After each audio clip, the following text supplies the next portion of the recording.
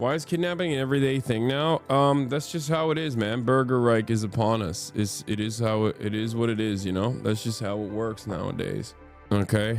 I'm sorry to report, but this is the reality in America. Western media quiet on Israel's atrocities. Laser focuses on Gaza protests against Hamas. Or anti-Hamas rhetoric. ICE kidnaps Turkish PhD student. New Colombia lawsuit is QAnon. Signal Gate is the dumbest, most performative pearl clutching. I know. I haven't really covered it too much, Signal Gate, because I think it's just like irrelevant shit. I mean, I know people are gonna get really mad at me, and I know like the liberal chatters of mine like really want to talk about that, and probably will get mad when I say like I don't really care about it. I'll give you my thoughts in a second, but overall, I think it's just like whatever. People mad at Hassan? No, people aren't mad at me. Okay, get in now. Hold on. Signal Gate. Snow White says free Palestine. You got to see what Benny Johnson said about Rachel Zegler. Yeah, they're so mad. They're so unimaginably mad at Rachel Zegler, who is a Hasanabi head for sure, 100%. I know that for a fact, and she's dope. I don't care about what people say about her. She's awesome, and people are, of course, being insanely unhinged about her. Yes, I saw the new messages. We will be talking about all of them, and yes, I know Elon's daughter wants to come on the stream. I'm already working on it. I'm already annoyed. All right, who has a blast off meme? Come on. Do we have a blast off meme in the chat? Or do we not have a blast off meme in the chat? This is craziness. That's not a meme. It's not a blast off meme. You're sending me your, please, new Studio Ghibli drop? No, I don't. I think it's disgusting. The AI Studio Ghibli shit is nasty. Is so nasty. And just because like you like the aesthetic of something doesn't change my attitude towards the nastiness that is like AI. I will continue despising it, and I think it's totally awful.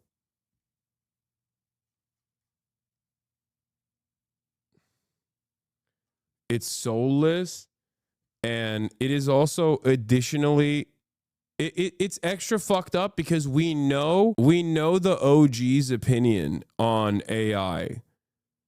Okay? Miyazaki hates AI. He thinks it's an affront to God. It is everything that he despises about capitalism. It is everything that he despises about technological innovation, robbing the soul of people's work. And he's 100% right on it. So the very fact that like all these people, maybe I'm the friend who's too woke, okay, on this shit, but I can't stand it, dude. I cannot stand whenever there's like a new AI thing that comes out, like a new AI tool that comes out and people like it and they just start blasting it all over the timeline. I'm like, ugh, it's just not for me. You can have your fun if you want to, but I hate it. I genuinely hate it. I can't stand it, you know? And it's not me being like, it's not even on the aspect of caring about this from a labor rights or like IP rights perspective. I think AI is fine for a tool. And, you know, clearly it's just the new meta, and like artists need to figure out ways in which they use AI. Also, here's the blast off meme, you know, let the people know that we're live and we are alive. But and the content theft that AI operates off of, and how it turns into how it, you know, spits out this like soulless regurgitated garbanzo in the process. All this stuff is whatever. I think my distaste for it stems entirely from how soulless it is, and how it's just like it's just not real art, you know?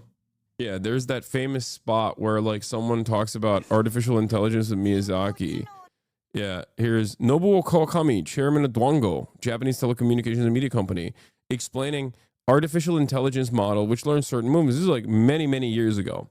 And Miyazaki basically sits him down and says like, I will kill you. Like, I will kill you with weapons. I will torture you if you ever show me an affront to God like this ever again. Most people don't really care. All my friends from university use AI on the daily. It's very popular among normies. No, I know. I know most people don't care. I can still hate something even if other people like it, even if everyone likes it. This is one of those things. Like, I hate it. And the reason for why I hate it is because it's soulless.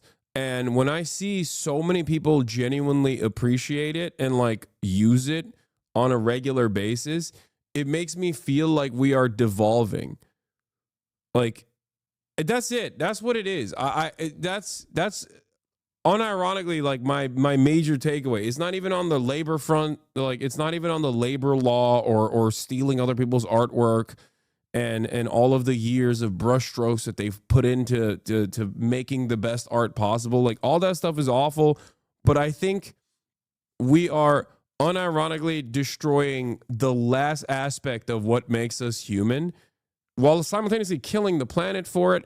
It just doesn't make any sense to me. I think Stavros put it best when he said, why the fuck are robots doing art and humans are packing up, working at the distribution facilities? Like, it should be the other way around. The robot should be doing that and we should be doing art. That's the whole point, right? Yeah, it's just, this isn't to say that there are no use cases for AI. This isn't to say that like AI is bad across the board. AI is simply a tool, and how you use that tool matters.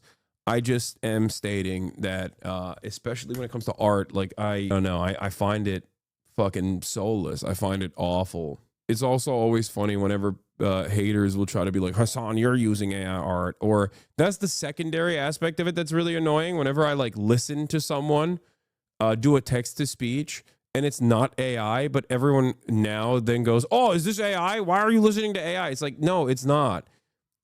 There are, like I said, use cases for it. Like, a text to speech situation makes sense. Like, that is literally what it's for. That's what fucking AI is supposed to be for. It's very useful, Hassan. You don't know yet? No, I'm not saying it's not useful. You're completely misunderstanding me, dude. You are completely misunderstanding me.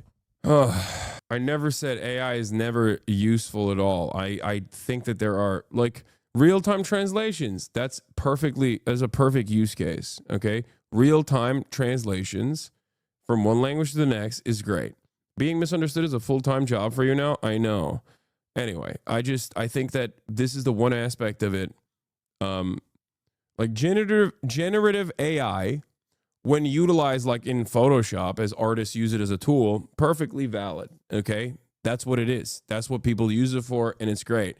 Generative AI churning out like absolute dog water at a rapid clip while burning the planet sucks. He says he has a friend who has a disability. It's so hard for him just to do a high five. His arm was stiff muscle reaching out to my hand. Now thinking of him, I can't watch this stuff and find interesting. Whoever creates this stuff has no idea what pain is or whatsoever. I am utterly disgusted. If you really want to make creepy stuff, you can go ahead and do it. I would never wish to incorporate this technology into my work at all. I strongly feel that this is an insult to life itself. This is dude, it's one of the, Miyazaki's always been the cuntiest, okay? He is famously an asshole. Everybody knows this, okay? Which is unique in a Japanese setting, because although he is the most senior in the room and in most rooms that he's in, there's still a level of like professionalism that you're supposed to demonstrate in situations like this. He does not hold back at all. Like, we're talking about a culture that, you know, finds a million different words to not say no directly. So this is like extra crazy. We don't mean to do anything by showing it to the world. Yeah, I understand. Studio Ghibli producer Suzuki says, so what is your goal? Well, we would like to build a machine that can draw pictures like humans do. Would you? Yes. He's out. This is the most out he's ever been. I feel like we're nearing the end of times. I love this video. I've played it so many times on this broadcast. The reason why I brought it up, for those of you who don't understand why I'm showing this, we humans are losing faith in ourselves. The reason why I showed you this is because the latest like generative AI tool that came out was directly ripping his fucking art style. And it's all over my goddamn timeline. Like, if there's an artist that many, many years ago actively said, this is the worst thing that you can ever make, I hate you for making this, now I am doubting the entirety of humanity, it's Miyazaki. So it's crazy that they took his art style and they ripped it and are pumping out Studio Ghibli looking AI pieces now. Fascists are crying that you're gatekeeping their art. Wait, what? Like, this is what I was talking about. Yeah, this is what I'm talking about. It's terrible. Tremendous alpha right now and sending your wife photos of y'all converted to Studio Ghibli anime. Incredible things are happening with a new ChatGPT update. Like, no, this is not an incredible thing that's happening. This is a horrible thing that's happening. I hate it. I hate it so much. There's no stopping this. I'm not foolish, okay? I understand that there is no way to stop this at all. It's over. Normies love this shit. They're like, oh, cute photo. I still despise it. That's all I'm saying. You can get mad at me if you want for that take. I understand that there will never be regulations on this. And perhaps maybe there shouldn't be regulations on this anyway. It's a tool at the end of the day. I'm just saying I fucking hate it. I hate it. It quite literally robs art of the one component. It robs art of the humanity. That's why that's what art is. It's supposed to be made by a human. I feel like I'm going crazy when I explain this basic concept. And people are just like, nah, dude, you don't understand. Like, it's supposed to be made by a living, breathing organism with experiences. It's about like all of the things that you've done leading up to that moment. Every brush stroke, every time you picked up a goddamn pencil, the times when you were bullied, the times when you were ridiculed, the times when you struggled, when you had adversity, like all of that is supposed to be reflected in what you're doing. And that is supposed to invoke emotion out of the person who was looking at it. And now it's just like, nope, it's slop. A machine made this. Maybe again, like I said, maybe I'm the friend that's too woke, okay? Maybe I'm being a little lame about it, but I find it dire. I find it horrifying that people are entertained by it. Like, it's a real devolution. We are devolving. We are decaying. Our humanity is being robbed of us. It's being robbed from us. I don't get it, and it freaks me out. It freaks me out big time. I find it strange. I find it odd. I find it nasty. All right? You're being too woke. Okay. You're wrong. That's all I'm going to say. You are wrong. Movies at this stage are basically the final movies. Like, motion pictures have remained like the highest form of art at this stage. And it's like the one aspect that's also being shredded with AI garbage as well. The reason why a movie is worthwhile, even though we make a lot of slop now as well, the reason why movies that are timeless classics are important and good is because every aspect is endlessly, like every aspect of a movie, every shot, the lighting, like everything is intentional, okay? There is humanity in every part of it. So turning around and making everything computer, in Trump's terms, is robbing movies of its soul as well. I don't know. I feel like, what happened overnight, Law? You seem really triggered this morning. Wait, what? I'm not. I'm not. I think, wow, everything's computer is not great. You know? Wow. Everything's computer. The intentionality of the work is supposed to be meaningful. Every aspect of a work of art is supposed to be poured over. It's designed in a way where you're supposed to think like, what did this person want to say here? What is the reason why the set was dressed in the way that it was? Like all of this stuff. Hassan, don't pay attention to them. I studied fine art in college. I have a degree in this. You are so correct, 10,000%. Yeah, the problem is they will look to you and say, "Oh, you're just a woke loser who wants to protect their job and get fucked." Like that's the issue. The issue is like people have no appreciation for art, and it's also another aspect of like education being gutted and destroyed, where people just have no appreciation for it whatsoever, and therefore, younger generations are not going to have any sort of resistance towards this sort of thing, and in the process, it's just going to be worse and worse. Zylax, thank you for the 100 gifted subs. I am not in an industry that is susceptible, or in a position that is like susceptible to the pressures of AI. I could use AI to my benefit. I could use it every day. Why is it okay to take away a translator's job but not an artist's job? Where do I begin? Translation in real time is a direct service. Art is not the same. Art is art. Having said that, I've never advocated for translators to be fired in the process. Keep the translators hired, but also allow the AI tool to work in their stead. Do you not understand? I always say, I don't have an issue with AI. Like, let's say self-driving is established. There should still be a truck driver that is sitting behind that wheel, whether it be to, take over in times of necessity, or simply for that person to still make a living. That's my argument. My argument is that these tools are simply tools. They should not be used as a way to replace existing labor, but instead should be used as tools. When it comes to art, though, that's the reason why I talk about my understanding of AI as being a tool that is very valuable. You're choosing to fight on hopeless ground. This is no different than artisan spoon makers opposing automation. You can advocate for have legislation to manage this change, but trying to prevent it is idiotically naive. Wait, there's never been a moment in this process where I have said any of those things. As a matter of fact, I said the exact opposite.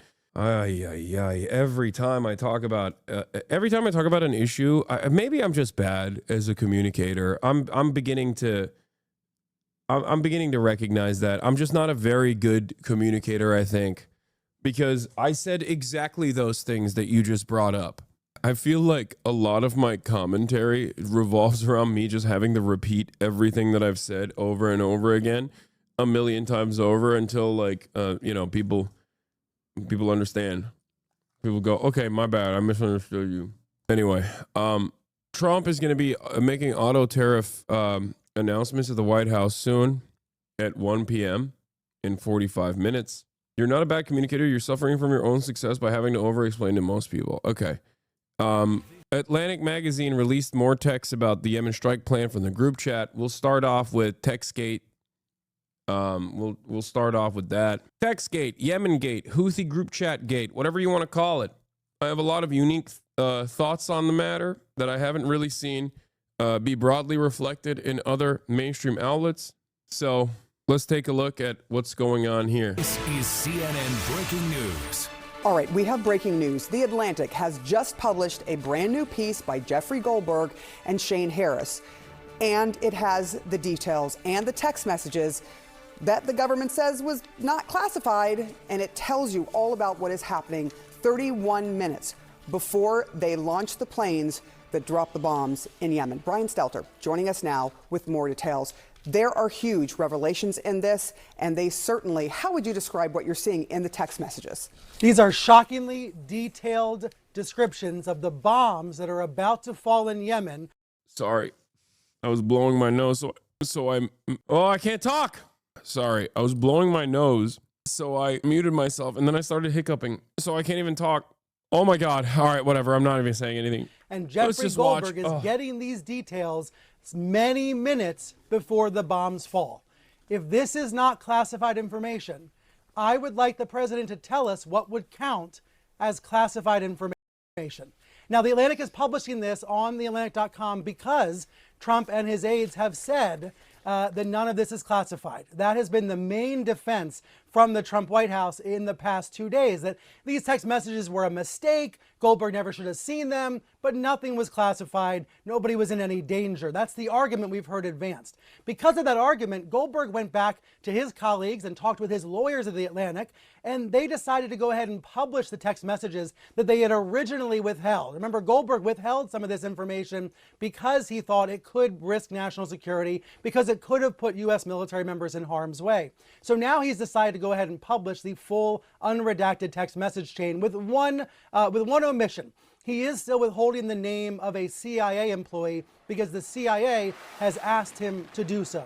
So that is notable. There still is something in these messages that is considered so sensitive that The Atlantic is choosing not to publish it. But yeah, of course the information is classified. What a stupid conversation to be having. I mean, the administration is so wrong. Yeah, obviously it is incredibly classified. You can't. The fact that they were having this convo over Signal is wild. All of this is wild. The fact that they accidentally brought up Goldberg. If one more person writes a fucking dumbass cure in the chat for hiccups, I'm going to make my own Signal group with the principals committee and start doing strikes as well, okay? On this chat. I am going to go on a ban spree that resembles the principals committee's appetite for death and destruction. Okay, our story begins in Yemen.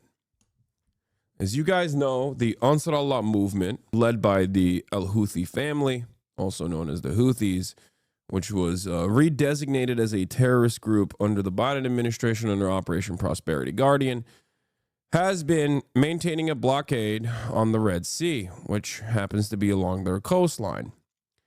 Biden spent $1 billion in Operation Prosperity Guardian to try and stop them from overtaking ships passing the Red Sea in an effort to thwart the flow of commerce that goes through Israeli ports.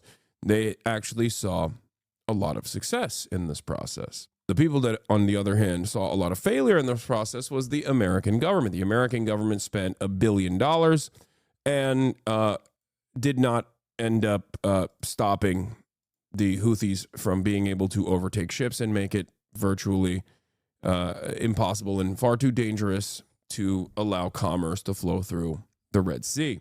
And now the Trump administration is doing the exact same. In a circumstance like this, you have two options. You either try to bomb Yemen again, as every president has done prior, from Barack Obama to Trump 1 to Joe Biden to Trump 2, or listen to the demands that the Yemeni government is making, specifically looking at when the blockade on the Red Sea stopped. Because the blockade on the Red Sea did not exist pre-October 8. The blockade on the Red Sea did not exist during times of ceasefire. They very openly said, we're stopping our blockade. Commerce can flow through the Red Sea once again, since Israel has finally come to the table and agreed to the terms and conditions of their quote-unquote very own ceasefire. So that's the process here. You can either listen to the demands being made by the Houthis, which is very reasonable, actually, very moral, 100%. I will say that. I have no issue stating that. It is one of the few groups in the region that is actively trying to issue financial penalties to an apartheid state that is currently doing a genocide. Okay? I'm not going to sit here and say that their demands are unjust. It is perfectly reasonable, and the expectation from all of you would be the exact same during the Nazi Holocaust.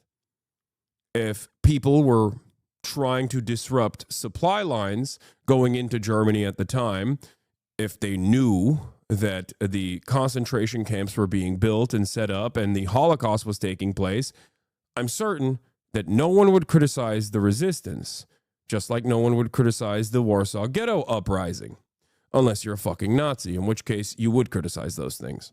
So, America, being the most powerful nation on the planet, has the capacity to rein in its attack dog Israel in the region and say, hey man, enough, you've done enough genocide, we got to dial this back. But instead, they're attacking all of the people that are trying to stop Israel from doing a genocide, because we are objectively the bad guys. But of course, Trump being Trump and having an administration filled to the brim with some of the most incompetent drunkards and rapists has had an incredibly Trumpian moment here.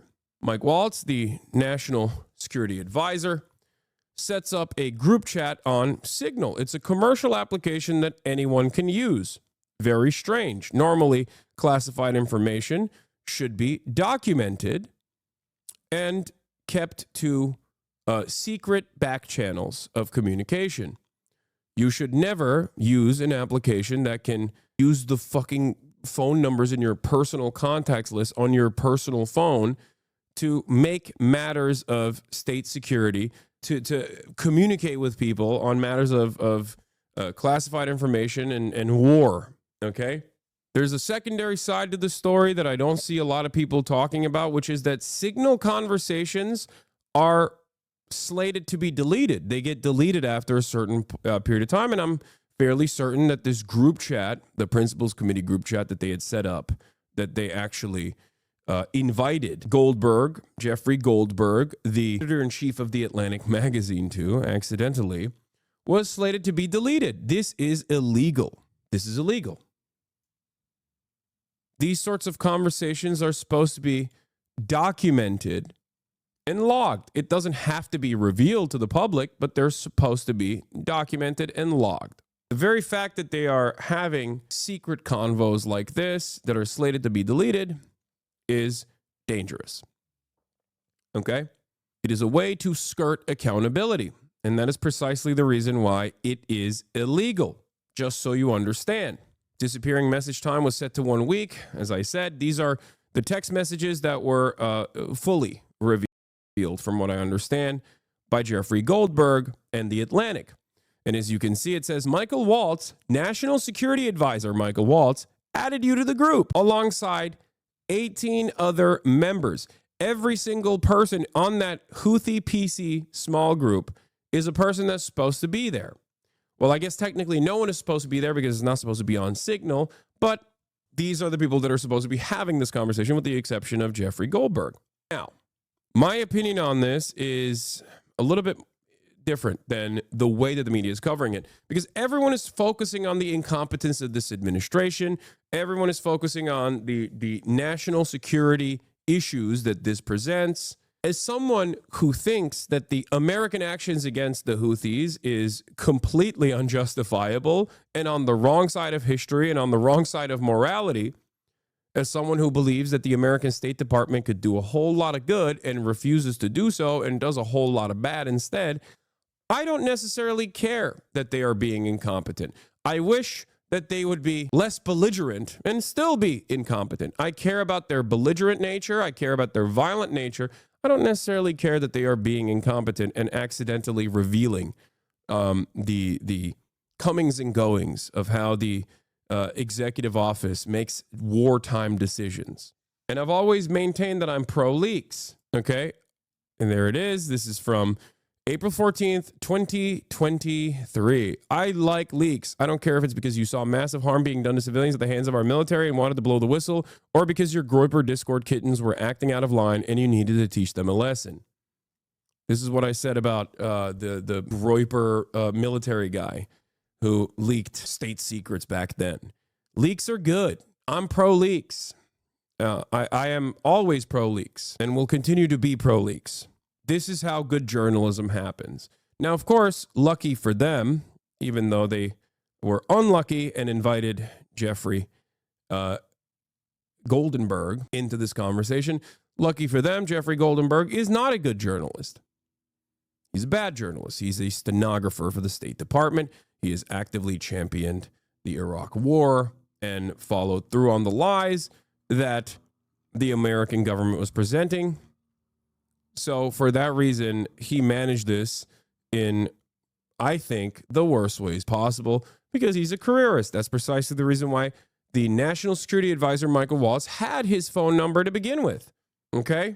Having said that, everyone's focus on this has been the hypocrisy. Hillary Clinton vindicated. Or the fact that they made this like blunder, this very stupid mistake. And I get that. It's funny. Okay. That part is funny. And their defense of this, the administration's defense of this has been even funnier. But I think it's still more important to remember that these guys are talking about blowing up civilians in the poorest nation on the planet. And for what reason? Because the poorest nation on the planet has decided to take matters into their own hands against a much more powerful nation in the region doing unlimited child murder in a genocidal campaign that they have enacted. I think that in and of itself is far more important to discuss, and I don't see anybody discussing that aspect of it. I truly don't see a lot of people discussing that aspect of it. But I digress. Let's get back to the drama of it all. But the headline here is that Defense Secretary Pete Hegseth did send detailed descriptions of the military strike in Yemen to this group ahead of time. Goldberg was able to read these messages ahead of time. He looked at it and didn't know if it was real or not, but then he looked on social media and saw that the bombs were beginning to fall in Yemen. People can read this for themselves on the Atlantic website, but what you see in Hegseth's message, the key message here is from Defense Secretary Pete Hegseth, and he specifies the timing for the attack, the first wave, the second wave, which military fighters were going to be used, and exactly what would happen when. So again, if that's not classified information, honestly, I don't know what is. Yeah, I mean, it's really interesting. I just want to quickly read one of the things. It says, time now, weather is favorable, just confirmed with CENTCOM. We are a go for mission launch. And then it describes in detail what they are about to do. So clearly, these are war plans over and over and over again. Pete Hegseth has said these are not war plans. This is going to be a very difficult thing for the administration to deny at this point with this being published. Thank you so much, Brian Stelter. Stick around with us for a second. John? All right. And furiously going through these texts right now to get a sense of what they are. I want to bring in our chief national security. In the military, if someone did this, you'd be violating UCMJ, of course, but also Pete Hegseth. If you had that many openings as someone with alcoholism issues and as someone who was if you had been alleged to have raped somebody and there was a police report about it, they would never elevate a normal person and give them top security clearance, let alone even like low-level security clearance. So, yes, when you are at that level, when you are a dick rider of Trump, they just kind of let you do it. Yes, it does not matter. None of this stuff matters. How could they plan out how to bomb the most civilians possible using signal instead of a skiff? Yeah. Security reporter Alex Marquardt. And Alex, what is striking is that some of the messages that were sent before the attack took place talked about which weapons, which aircrafts would be used, and what time the bombs would be dropped. Yeah, and this all goes to the question of what are war plans, because the pushback that we have heard from the Trump administration and from Pete Hegseth specifically, who put the most detail in this chat, was these are not war plans. So that's what they're quibbling with. These are certainly strike plans because this is an extraordinary amount of detail. Now, The Atlantic is saying that they feel comfortable publishing this because of this repeated pushback from the administration, that what we are looking at is not classified. But I just want to reiterate what our colleague Brian Stelter said. If this is not classified, we don't know what is. This is some of the most valuable information when it comes to carrying out strikes that, in fact, the CIA Director John Ratcliffe said yesterday, this is the kind of stuff, these pre-strike deliberations should take place in classified channels. They did not. So not only do we have all kinds of information about what was going to happen, we now also have information about what happened afterwards, essentially a post-strike assessment report, which is not something that we had seen in the original report from Jeffrey Goldberg. All he had said was that Pete Hegseth, in the hours prior to this strike on the Houthis on March 15th, laid out operational details, timing, weaponry, etc. So a lot more details here. We have at 12:15, Pete Hegseth says the first launch of F-18s. And then in all caps, as he's laying out the timing of how this is going to go, He writes, "This is when the first bomb." What was the best way for Goldberg to have handled the situation, in your opinion? Never reveal that he actually has access to this data until he gets something that is so alarming that he writes about it. I think he just stays in the chat. If they don't recognize that he's in the chat, he just stays in the chat and he keeps logging for as long as he can. Or he reveals the plans instantly. That's espionage? No, it's not espionage. You want to know why it's not espionage? Because they fucked up. It's not like he snuck into the chat. They added him. What do you mean? You can't say something is espionage. Put me down? No, I will not be putting you down. I'm going to shake you a little bit too. Shouldn't this one action already be enough? Like in any other administration, I can see this being a huge deal compared to now. No, nothing is a huge deal anymore. Would have been illegal for him to do this. He has an affirmative duty to let them know he fucked up. They fucked up, you mean, not he. I know what you're saying, but he can't just lay in wait. Yeah, I don't care. I don't care about the affirmative duty in this situation. I don't think you guys understand. I am an unconditional supporter of Edward Snowden, Julian Assange, Chelsea Manning, and many others. Okay? So you're not going to get me to go, yeah, he actually shouldn't gather as much intel as possible and then blow the whistle on all of it. What are you talking about? He's a journalist. The expectation from us as American citizens should not be to have journalists play ball with the State Department. Every single person, every single journalist should be inherently contentious towards the State Department. But because in the aftermath, especially of 9/11, this attitude has completely been shredded. That we don't even expect them to do journalism. We expect them to be good people that never violate any rules or laws. Like, what are you talking about? Virtually every big investigation from the Pentagon Papers all the way back to uncovering the massacres in Vietnam. Shouts out to Seymour Hersh for that. They were all actions that were inherently against the State Department's opinions and goals, and they were illegal technically. Modern liberals have unironically forgotten about what journalism is supposed to be. Playing ball with an administration and playing ball with a government is not what journalism is. But of course, that's the reason why Mike Waltz, the freaking national security advisor to the Trump administration, has Jeffrey Goldberg's phone number to begin with. That's it. It is the heart of the problem with modern journalism. It is part of the reason why people don't trust journalists in general. And I talked about this yesterday. Hey, journalists here, the reality is if you add a journalist or invite them into a room, you open yourself up to getting reported on. It doesn't matter how they got there. For example, the reporter going into your bedroom and reporting on your phone call with your manager, it is part of the game. People in chat are dumb. Yeah, exactly. Exactly. It's free game, baby. What is a journalist supposed to do? Then they have their job is not to do journalism. Their job is to be a stenographer. And you're openly recognizing that. You're openly stating that you want journalists to be a stenographer of the State Department. Like that's wild to me. I don't understand that at all. I tweeted about this yesterday and people were kind of mad at me for that as well. I said, where is it? Jeffrey Goldberg refusing to dump all the text messages in the Houthi signal chat is exactly why the NatSec advisor had his personal phone number. It is precisely the problem with fake journalists at legacy publishers. They're stenographers of the State Department. This person says he hasn't dumped them yet. They're going to be pulled by Senate Intelligence Committee after testimony from everyone involved that no classified information was shared. It's not ideal for Twitch streaming, but sometimes it's better to be patient. It's like, this is not about Twitch streaming. Like what?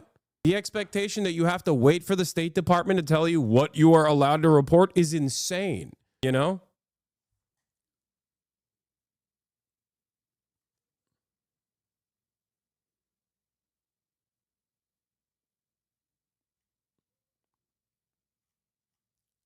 It's crazy to me. Sometimes better to be right than to be the first to post about it. What? They think you were wrong because they got published? Wait, what? People were mad at you for that. Your replies are very stupid. Yeah, always. It's Twitter. Twitter is very stupid. Wait for the State Department to censor potential info that shows how fucking dumb the admin is. A moron. Yeah, so here's the thing. What you're supposed to do in this situation is go to your legal team, that knows what kind of information is not publishable, okay? You're supposed to black out certain pieces of information. Like, you can't, there's an argument to be made about not uncovering, like, CIA operatives, for example. If you ask me, I don't really care, but I understand why, you know, you're not supposed to unmask active duty service members and put their lives in harm's way. It's a moral, there is also like a moral argument there as well, in terms of like, do you want to be responsible for someone getting killed, right? Like, that's a thing that you have to think about. One of the best examples of this, of course, is the way that the now disgraced but formerly award-winning journalist Glenn Greenwald, and the way that he went about reporting on all of the information uncovered by Edward Snowden. Okay, like, there were plenty of parts of the Edward Snowden documents that were, of course, redacted. Same with Chelsea Manning. There's always going to be plenty of parts that will be redacted. Okay, now read your own tweet. What do you mean? I understand that part. Okay, I understand that. When I say dump all the text messages, I'm saying you can redact key aspects of it. Playing ball with the State Department and waiting for them to give you the go-ahead is not journalism. At no point am I saying you should wait for the State Department and get the go-ahead from the State Department. That is not journalism. The irony, of course, is that there are still parts of the text messages, from what I understand, if you get the go-ahead from the editor of the State Department, you don't get the Watergate leaks. Exactly. That's what I mean. Like, what are we talking about? Like, I think maybe a lot of people don't understand, like, the history of journalism in the United States of America, or how it's supposed to work. And that's fine. That's okay. I mean, this is a big part of why I do what I do, where I try to explain to you media literacy and look at American media and Western media and media all around the world through a critical lens. And this is part of it. You know, this is part of my job here. But so much reporting would just never be released if they waited on the State Department to give you the go-ahead, in which case that's not journalism at all. That's just, you're being, once again, a stenographer for the State Department. Whistleblowers are supposed to uncover truths that the government wants to hide. It's very interesting that people don't understand this. It's not Jeffrey Goldberg's job to maintain state security. His job is actually to sometimes violate state security. His job is directly supposed to be adversarial to every single person that's in that group chat. You're not supposed to play ball with them, ever. If you are playing ball with them, that means you're not doing journalism. You're doing the opposite. That's why I say he is a stenographer for the State Department rather than one who is directly at odds with it, which is precisely the reason why this conversation now is on the aesthetics and the silliness of the administration, and not necessarily the actions that were being taken here. Bombs will definitely drop. That is extraordinarily sensitive information. And the point that we have been making, and that Jeffrey Goldberg and his colleague Shane Harris make in this report, is if it were not Goldberg in this chat, if it were someone else who could have shared this information with the Houthis, with other adversaries, they would have had access to an extraordinary level of detail about what was just going to happen. But I really do want to highlight some of the new information that we got here about what happened in the wake of this strike, because what we had understood was that Pete Hegseth and perhaps John Ratcliffe, the CIA director, that they had put the most sensitive information into this group chat. Here we have Mike Waltz, the national security advisor. He's also adding some extraordinarily sensitive information into this chat because he gives the group a sense of what happened in the aftermath. He writes that a building collapsed. He actually said that specifically to J.D. Vance, the vice president. He talks about this building collapsing, the fact that they were able to kill what he called the top missile guy who was walking to his girlfriend's building, and it has now collapsed. So this is an after-action report from the National Security Advisor. He praises the intelligence community.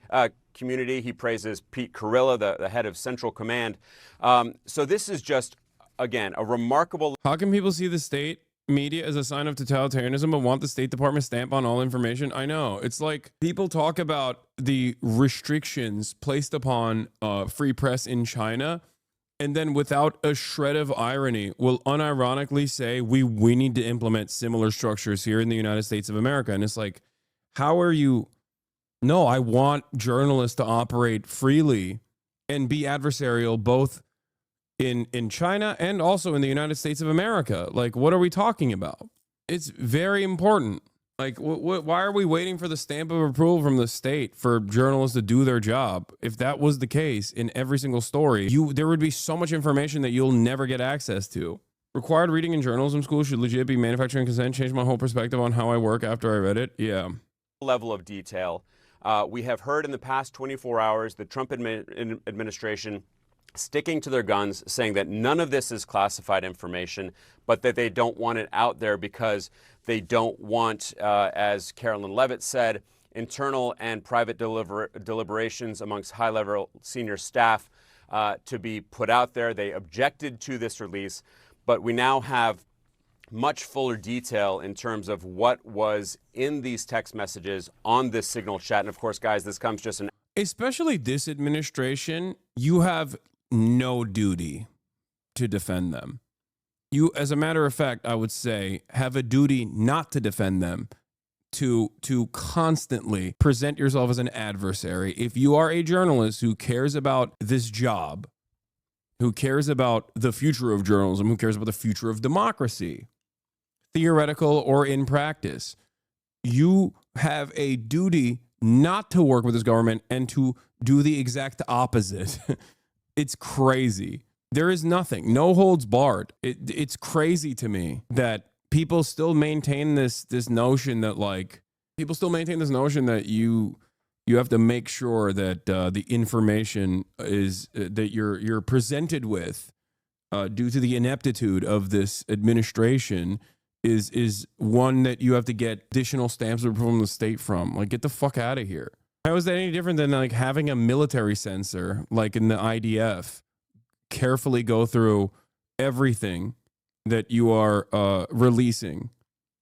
Then it's not real journalism in that point. An hour and 15 minutes before these intelligence officials are supposed to sit down again in front of an intelligence committee on Capitol Hill. This is when the first bombs will definitely drop. Again, an extraordinary level of detail on a text exchange before the actual bombs drop. And one point I want to reiterate here is that while Pete Hegseth and others say this was not classified information, that might be semantic only because Pete Hegseth himself can't even retroactively say information was not classified. Alex Marquardt, thank you for that reporting. Let's get to Jeff Zeleny, who is at the White House for us. Jeff, these are extraordinary text messages that a reporter was added into this group. Mike Waltz saying it was a mistake.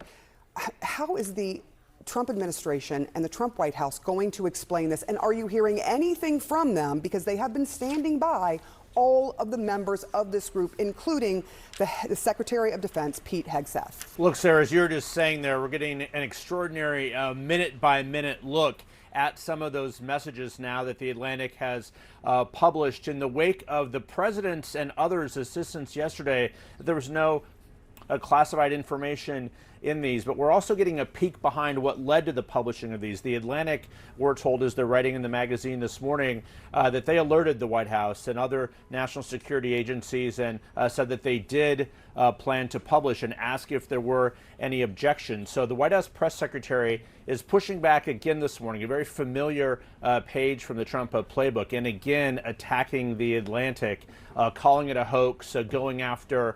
They should all be sucking up to the Atlantic, you know what I mean, for not immediately leaking this information, which they should have, in my opinion. Like, he should be kissing Goldberg's feet for not immediately verifying whether or not this group chat was had any veracity. Like, that's another thing. Jeff Goldberg being like, oh, I thought it was a joke. Like, dude, what is wrong with you? You are the editor-in-chief of a prominent legacy media publisher, and you didn't, like, you had this incredible scoop dropped on your feet, okay, placed upon you on a silver platter, and you didn't investigate further? You didn't like try to see if these numbers were actually the numbers of the people that you were in the group chat of, to figure out whether or not this was a real conversation taking place and then instantly report on it? Every part of the story frustrates me as someone who does a lot of media criticism, okay?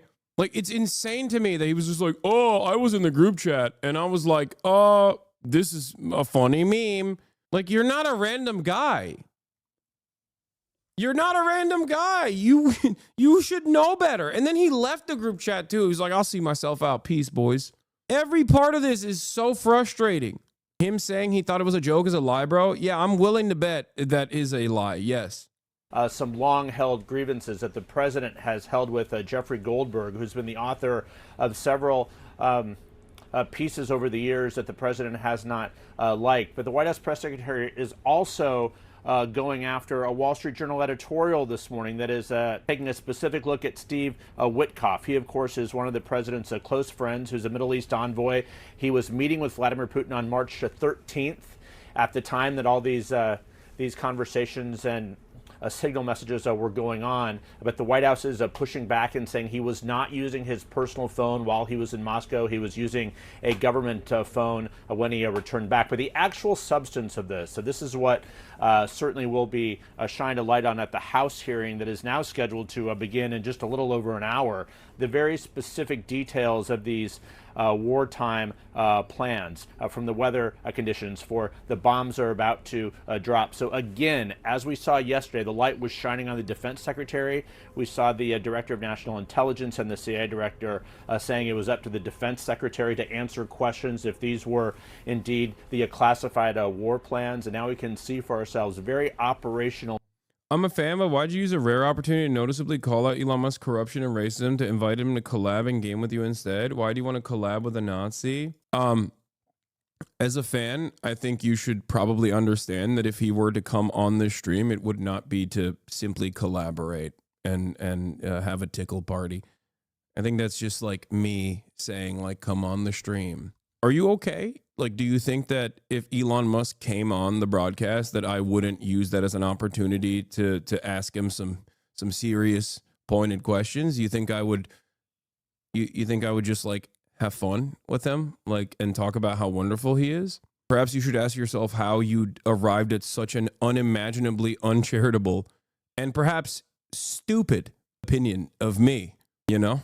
Ask yourself that. It's just negative critical thinking skills all the way down, I think. Wow, Donald Trump wants to come on your stream. It seems like you want to platform Donald Trump.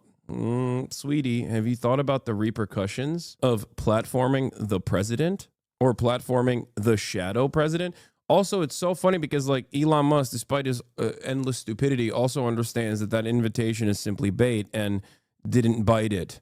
But that chatter personally thinks I love Elon Musk now. What a strange way to approach this issue. Anyway, let's continue. Details there that certainly are now giving new fodder for more questions. So the White House was thinking yesterday, was hoping that they were going to put this behind them, at least the political fallout from this. And they're trying to make it into a political scandal, not a national security controversy. We shall see how successful they are in doing that. But now, having all of these plans in front of us, it certainly looks like minute by minute by minute what was about to happen. Certainly seems like war plans and war planning to anyone who's reading it. Latest fallout from the national security breach in the Trump administration. A reporter mistakenly invited to a group chat about an attack on Yemen on a widely available messaging app. And top intelligence officials face questions, as you can imagine, on Capitol Hill as the president defended his national security advisor. Our chief global affairs anchor, Martha Raddatz, has the latest for us. Good morning, Martha. Good morning, Robin. This morning, all eyes once again on the White House. This has been an extraordinary 24 hours with the president and some of his most senior cabinet officials trying to brush off this story by attacking the reporter Jeffrey Goldberg. But Goldberg did not seek out this explosive story. He was handed it. Yeah, the media intrigue side of the story is actually shocking. Like, I haven't heard anyone from any serious news publication turn around and say, it's kind of odd that he didn't reveal this information immediately. As a matter of fact, they keep celebrating the fact that it was actually Jeffrey Goldberg and not some other scary person, like a person who would do real reporting on the matter. It just strikes me as so strange because, like, it almost feels like the media, all of these, like, legacy publishers are unironically praising Goldberg for doing something that their jobs require him not to do, for doing the opposite of what he was supposed to do in that process. It's very strange. It's very, very strange. I don't know.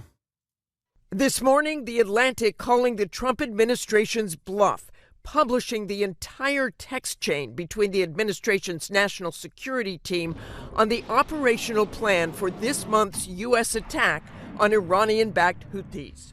A new article from editor-in-chief Jeffrey Goldberg shared the detailed text from Secretary of Defense Pete Hegseth, sending the group a rundown of the operation from the time F-18 fighter jets would launch to when the first bombs would drop, and the time Tomahawk missiles would launch. The Atlantic also publishing most of the names of the people included in the chat. This morning, the White House doubling down on claims these were not war plans. President Trump's national security team on the defensive, with Democrats now calling for Defense Secretary Pete Hegseth's resignation. The secretary trying to deflect any blame and downplay that extraordinary security breach, where Hegseth reportedly shared highly sensitive operational plans in a group chat about this month's U.S. attack on Iranian-backed Houthis. Nobody's texting more plans. I know exactly what I'm... Sorry to bother you, but will you cover the kidnapping of a Turkish PhD student by ICE? No, I will not. I refuse to. What do you think? Do you think it's on the docket? Yes. The answer is yes. Doing exactly what we're directing, and I'm really proud of what we accomplished. The successful missions that night and going forward. Just hours earlier, President Trump's national security advisor Mike Waltz saying the blame lies with him. I take full responsibility. I built the group. In the White House with President Trump, Waltz unable to explain how journalist Jeffrey Goldberg from The Atlantic was invited into the chat group where war plans were laid out. I've never met, don't know, never communicated with, and we are... How did his phone number get in your phone, big dog? How'd that happen? How? You know? Important questions. Now, we're going to watch Laura Ingraham on Fox News ask some of these questions of Mike Waltz. And it's actually interesting because, like, Laura Ingraham, ironically enough, despite being a government stooge and state media, actually asks him some pointed questions. It's interesting where she does, like, kind of some journalism, surprisingly enough. And we are looking into and reviewing how the heck he got into this room. President Trump last night in an interview with Newsmax with his own theory. What it was, we believe, is somebody that was on the line with permission. Michael Waltz claimed that he's never met, don't know, never communicated with Jeffrey Goldberg. Here's a photo of Waltz standing next to Goldberg during a 2021 event at the French embassy. The event Waltz attended, a Q&A with French filmmaker, was moderated by Goldberg. He's right behind him, dude. It's like Elon being like, I've never seen Ghislaine Maxwell. I've never heard of Ghislaine Maxwell. I don't even know what she is. I don't know what she does. I have no idea what she's about to do. Never seen her. Somebody that was with Mike Waltz, worked for Mike Waltz at a lower level, had, I guess, Goldberg's number. This is also funny. Okay, this is also pretty funny because even Waltz hasn't gotten his story straight. Like when this came out, and they had like what 2 days now. The immediate goal should be to find a coherent narrative and stick to it.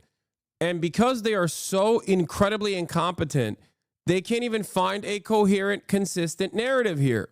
And the part of this that I don't see a lot of people talk about is this. This is illegal. You cannot have disappearing messages in 4 weeks when it's the principals committee having private correspondence over classified war plans. You can't talk about striking a foreign nation, which, by the way, still at a certain point in time required congressional approval. Okay, we are so far past that point. I'm not even going to get into it because they're declared a terrorist organization, so you can do whatever you want, and there's no congressional approval necessary. But like at a certain point in time, this would be the main conversation. They'd be like, what do you mean you're using American military without congressional approval to strike foreign countries? That seems insane. That seems illegal because it was, and it still should be. But we're not even having that conversation. And also, they're not even having this conversation. What is going on? It's wild how the standards have shifted so dramatically. They're gone. It's eroded. There's nothing. There's no oversight whatsoever. You got a bunch of dudes in a group chat with their personal phones with disappearing messages going, yeah, we should strike this place next. Yeah, hell yeah. I didn't even look to see who else was in this group chat. I'm sure it's fine. It's copacetic. Let's go. It's incredible. Or called through the app, and somehow this guy ended up on the... Couldn't they argue it's the same as a phone call? No.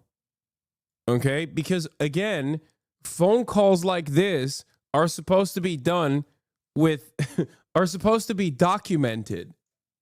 Okay? You can't do that on a phone call either. You're not like there are places where you can do this sort of there are places where you can have this sort of back and forth, this sort of communication through a secure line with all of the conversation being documented. You can't just do it via text message. What do you mean? You might as well tweet it out, you know? Hey man, let's just have this convo in broad daylight on Twitter. Let's have this back and forth on Twitter. We'll do a Twitter comms for it. It's ironic because there are chatters in this community that have security clearances. They all know that if they were to do something a fraction, if they were to do something that is like a fraction as bad as what these guys did, they would be put in prison.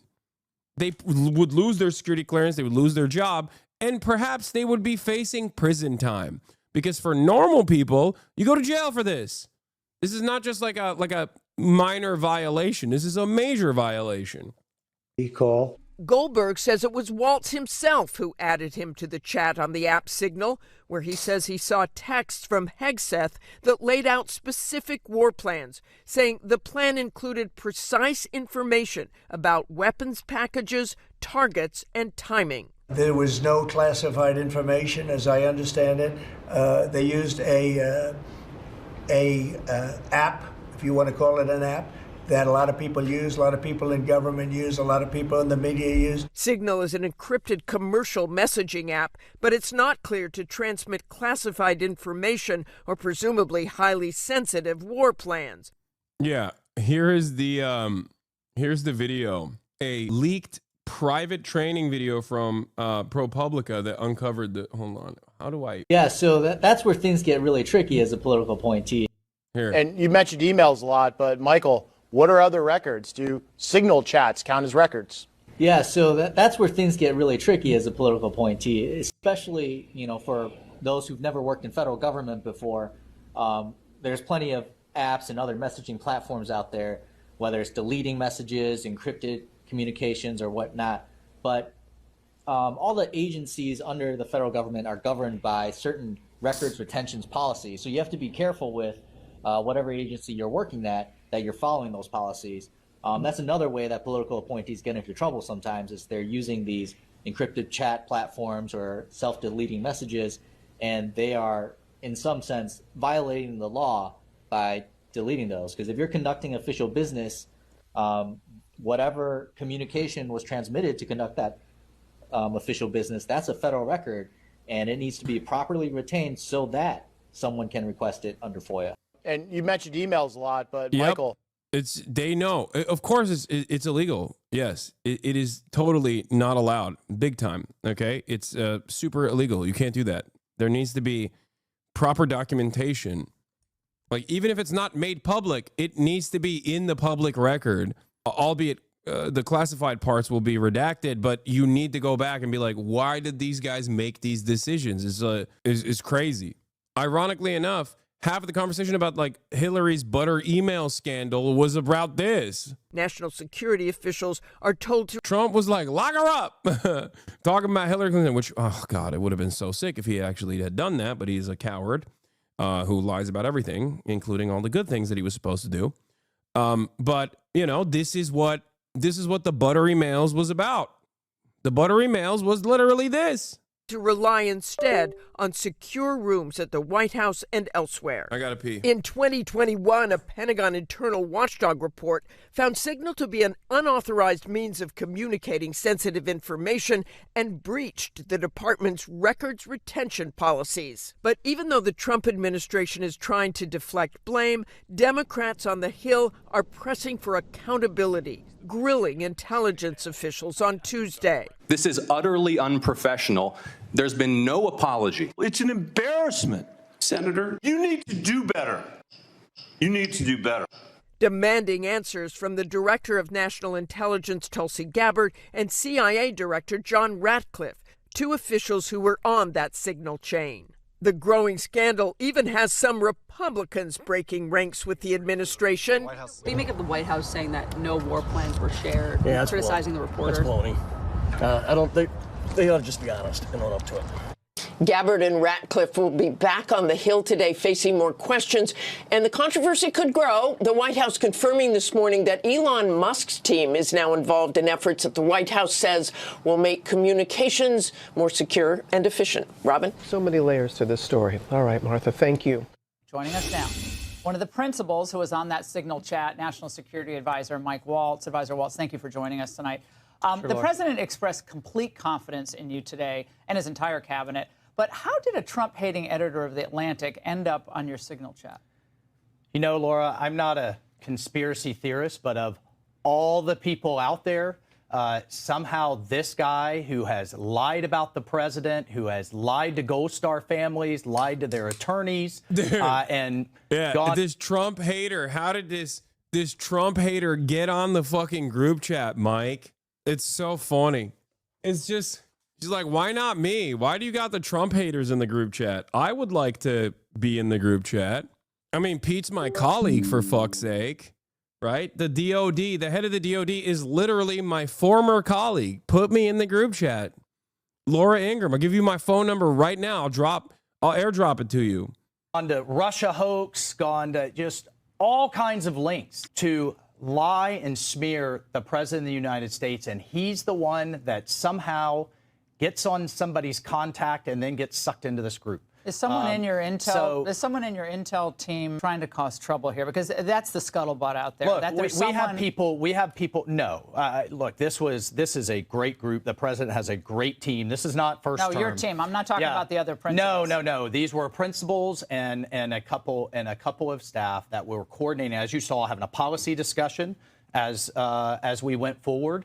And then just in the days before, what was an incredible strike. Not only did we take out people that the Biden team never could, that we took out headquarters, missile caches, and actually... This is also complete nonsense. Like, the Biden admin hit the Houthis as hard as they could. They did it over and over again. One of the leaders of the Houthi organization, we've since taken out several since, and... You know, that's what they don't want to talk about. Also, the targeting and the like super Israel nature, which I guess like we taught Israel how to behave in that regard. So I don't want to give them too much credit on this. But the notion that like, oh, it's a perfectly permissible target. It was so sick. It was the best target of all time. You killed like 30 plus, I think it was like 50. I can't remember the exact number. It was like civilians. Like you killed a bunch of civilians. You killed multiple children. You're talking about killing multiple children on national television. As a matter of fact, that's the other side of the story that is very frustrating for someone like myself, where I look at this situation and I'm in awe of the fact that like obviously Laura Ingram's not going to do this, but like no one in the media is going, hey, they killed a bunch of kids in Yemen, in the poorest nation on the planet, like without congressional approval, with like in a private group chat, like every part of the story is just completely messed up. And it seems odd that the only thing that everyone's hyper focusing on is like the belligerent nature of this admin, the incompetence of this admin, but they're not necessarily talking about that side of it. And I find it very strange. I find it strange that so much of the liberal outlets have completely given up on even calling to question the active war crimes of this administration. Like none of that is even up for debate at this point. We're just all on board with it, and that's perfectly fine. That's perfectly normal. Like, of course you're going to kill a bunch of kids.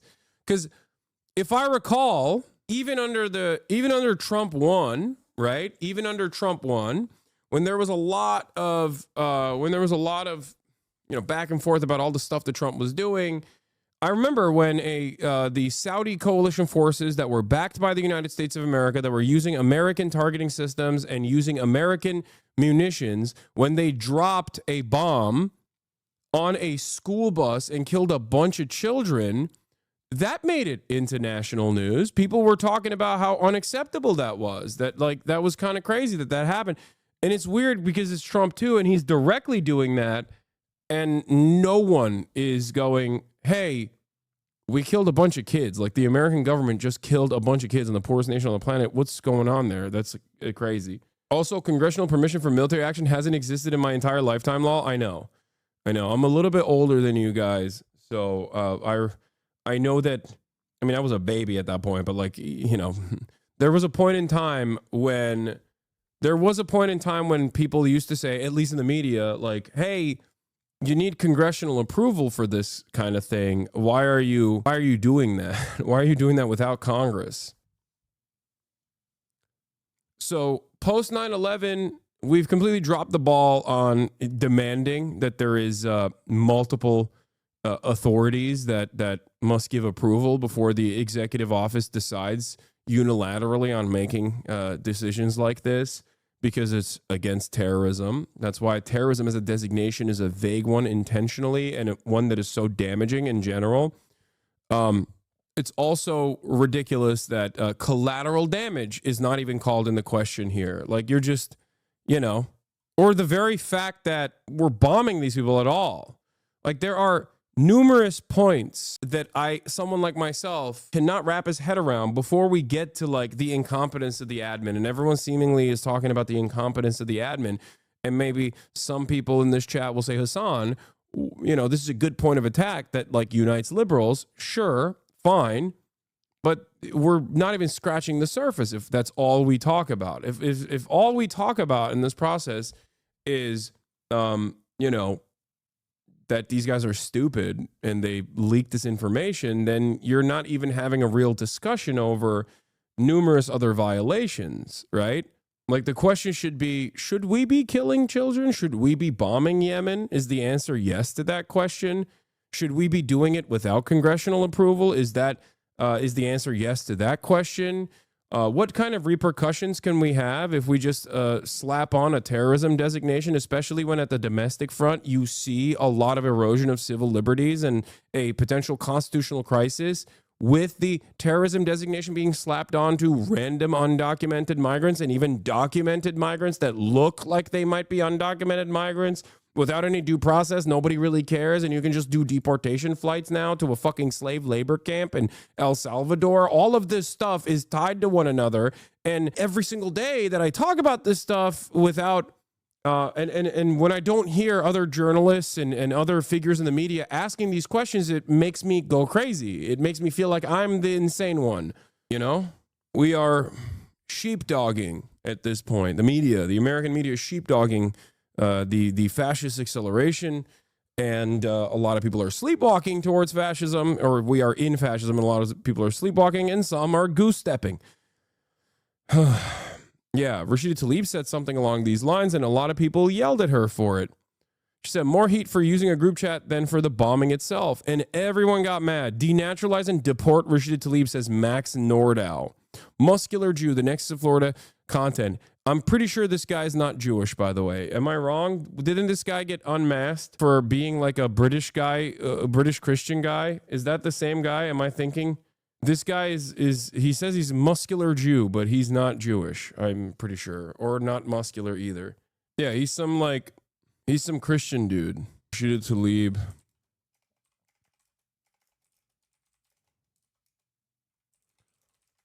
The incompetence of this admin is a story in and of itself.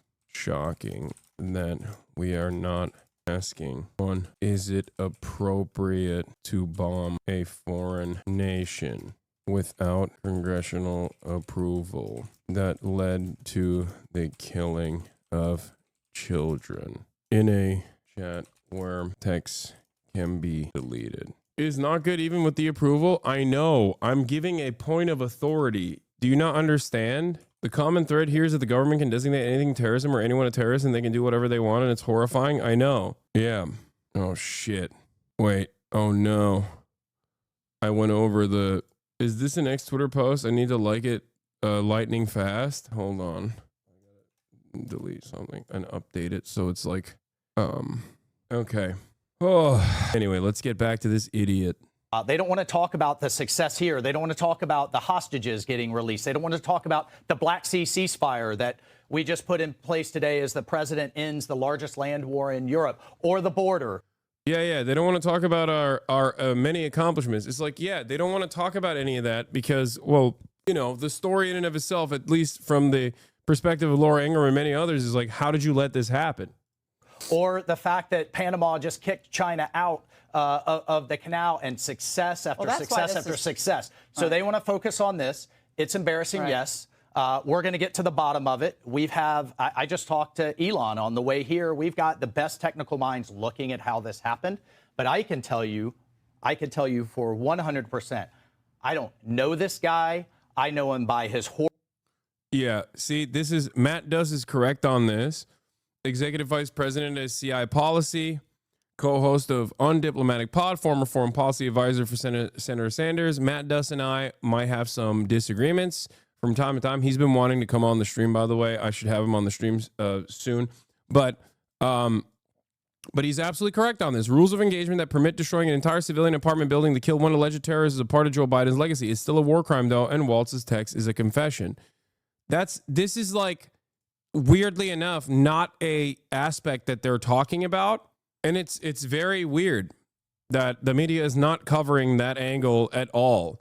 Like, it's just without question. Of course that's going to happen. Of course. You know, what do you mean? Duh. Obviously, we're just going to blow up entire buildings on a foreign nation that we're not actively at war with. Like, what are you talking about? What's it to you? And this is post 9/11 work for the most part. Barack Obama participated in this pretty aggressively, and so did Donald Trump the first time around, and so did Joe Biden. Just so you understand. And the text message itself is Michael Waltz saying, typing too fast, first target, their top missile guy. We had positive idea of him walking into his girlfriend's building, and now it's collapsed. JD Vance responds, excellent. Michael Waltz does the punch emoji, American flag emoji, and fire emoji. That in and of itself is a direct admission of a war crime. CENTCOM also lied and said that there were no civilians on top of that, which is ironic because... No indications of any civilian casualties. We, of course, have seen some of the accusations by the Houthis. We look at those closely when they do come in, but we have no credible indications of any civilian casualties. Yeah, we have no credible evidence. Sorry, the audio is really low. I don't know why, but he says... there's no civilian casualties, no indications of any civilian casualties. We, of course, have seen some accusations about the Houthis. We look at those, but, we don't trust them. And that right there is a lie. It's important. I'm glad that this text message group chat is revealed because this should be an educational moment for you. Oh, my God. The Pentagon spokesperson is lying to the American public, is lying to the NatSec reporters. How shocking. How shocking. Turns out he was lying. They knew that they were hitting civilians. They didn't care. And it turns out the Houthis weren't lying when they revealed the civilian casualty data. Think about that. What the F is happening now? Y'all are joking? What? Jeffrey Goldberg from The Atlantic just released a full text message change. I have provided all text in this post in the thread below. Checkmate, Brian Krasenstein. I'm going to go through all the text messages in a second after I'm done with the Mickey Waltz response here, because I think it's like really stupid and delusional and must be covered. horrible reputation, and he really is the bottom scum of journalists. And I know him in the sense that he hates the president, but I don't text him. He wasn't on my phone, and we're going to figure out how this happened. So you don't know what staffer is responsible for this right now? Well, look, a staffer wasn't responsible, and look, I take full responsibility. I built the group. My job is to make sure. Huh. Okay. Interesting. Cool. Look, a staffer wasn't responsible. It was just, I take responsibility, but also we are all trying to find out who did this. We're all getting together and actively trying to find out who done it. Is a real who done it situation. I mean, I invited him. He's a scumbag. I don't know him. I do know him, but I don't know him. And also, it's not my fault, but it is. I take responsibility over it. It's like, how did you not do your due diligence before going on the freaking Laura Ingraham show, man? They are so laughably incompetent. I'm losing my mind. It's like they just don't, I guess they don't need to be competent at all because everybody's just kind of letting them do all of it without any sort of pushback whatsoever, you know? Trump wants to know, why did you have his number in the first place? That National Security Advisor Mike Waltz had the Atlantic Editor-in-Chief Jeffrey Goldberg's number saved in his phone in the first place. Nice. I'm glad that Trump has his eyes on the prize here. You guys are doing group chats without me, and you're inviting Jeffrey Goldberg, who is very bad and very wrong, without inviting me to the group chat. What's going on? Why is Jeffrey in the group chat? You're planning without me. I don't like it. I want to talk about bombing the Houthis, but you invite Goldberg instead of me. One of the most relatable moments of Donald Trump's presidency is when they're planning a party without him and they invite a hater instead. Yeah. When you find out that there's a secret group chat without you and they invited the guy that you hate. Oh, God. Yeah, Dave Portnoy has some takes on this, too. We'll cover that, too. But how did the number, I mean, I don't mean to be pedantic here, but how did the number have you ever had somebody's contact that shows their name and then you have somebody else's number there? I never make those mistakes. Right? You got somebody else's number on someone else's contact. So, of course, I didn't see this loot. I'm sorry, what? So you had his phone number in your phone. You just thought it was a different JG? Is that what it is? Like, you... Come on, Laura. Who amongst us hasn't, like, put in the wrong contact information for a different person? Sure, that's fine. But that means that you still had Goldberg's phone number. Loser in the group. It looked like someone else. Now, whether he did it deliberately or it happened. He did it deliberately. Goldberg did it deliberately. Like, he gave you... He got someone else with a similar enough name that's supposed to be a part of the principal committee group chat to give you his number instead, because you added him. You added him into the group chat. And in some other technical mean is something we're trying to figure out. So you're a staff. Yeah, Jeffrey Goldberg. Let's look at his age real quick. Jeffrey Goldberg, okay, editor-in-chief of the Atlantic. Age 59 years old, was able to demonstrate technical prowess and was able to hack into this group chat. He knew it was going to happen, and he actually hacked into the Signal group chat and somehow got you to put his phone number in the group chat. That's cool. Yeah, for sure. I believe that. It must have been Hamas, actually, that did it. Did not put his contact information. No, but how did it end up in your that's phone? what we're trying to figure out. Yeah, even Laura's like, that seems stupid. I'm sorry if I don't ask a follow-up question here, everyone's gonna make fun of me. This is not the Sean Hannity suck job hour, okay? This is the Laura Ingraham show, bitch. Get your ass out of here. I'm gonna ask a question, a follow-up question to what you just said, because what you just said is fucking insane. Like, dude, come on. Something we're trying to figure out. So you're a staffer didn't... Like, even she's like, what? I'm sorry. So you're not even... Like, this is her literally being like, just say it's a staffer, you fucking idiot. Okay? Say it's a staffer. Blame a staffer. What's wrong with you? She's like, so it's not a staffer? So you're saying that you put his phone number? Not put his contact information. No, but how did it end up in your well, that's phone? what we're trying to. That's what we're trying to figure out. Okay, but that's a pretty big problem. That is what. That's what we've got the best technical minds, right? That's disturbing. And that's where I mean, I'm sure everybody out there has had a contact where it was said one person and then a different phone number. But you've never talked to him before, so how's the number on your phone? I mean, I'm not an expert in any of this, but it's just curious. How's the number on your phone? How did that happen? I mean, dude. Like, Mickey, Michael, what are you doing? What are you doing? I mean, this is the Onion meme of like, why do all these gay guys keep sucking my penis? Like, what do you mean? We're all trying to find out who did this. Who's the guy?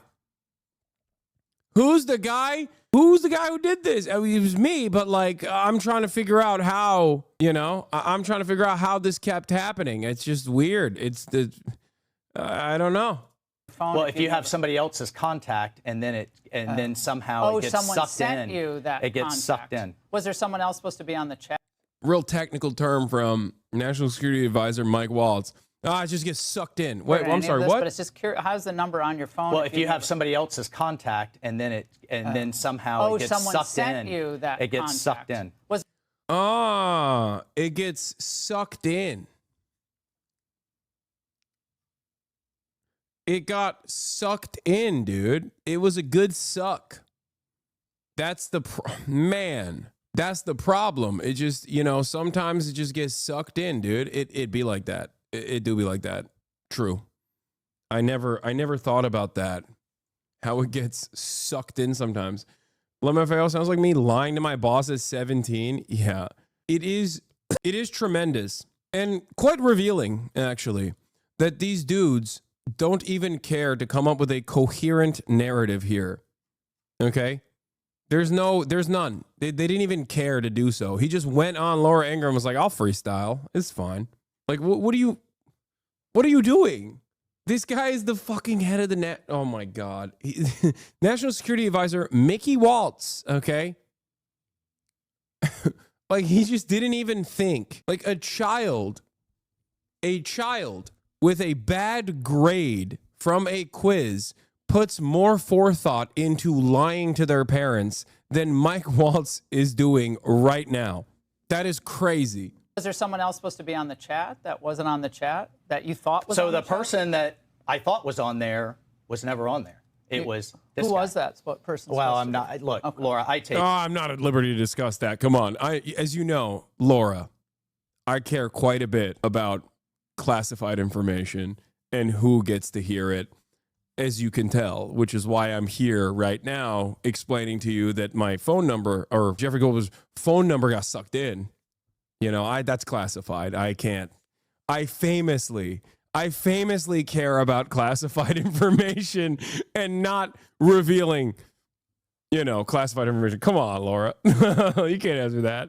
I take responsibility. I built the group. If only you and I were in a group chat on Signal, then I could tell you who the person was. But here I can't do that. Okay. So but look, that's the part that we have to figure out. And that's the part that embarrassing, yes.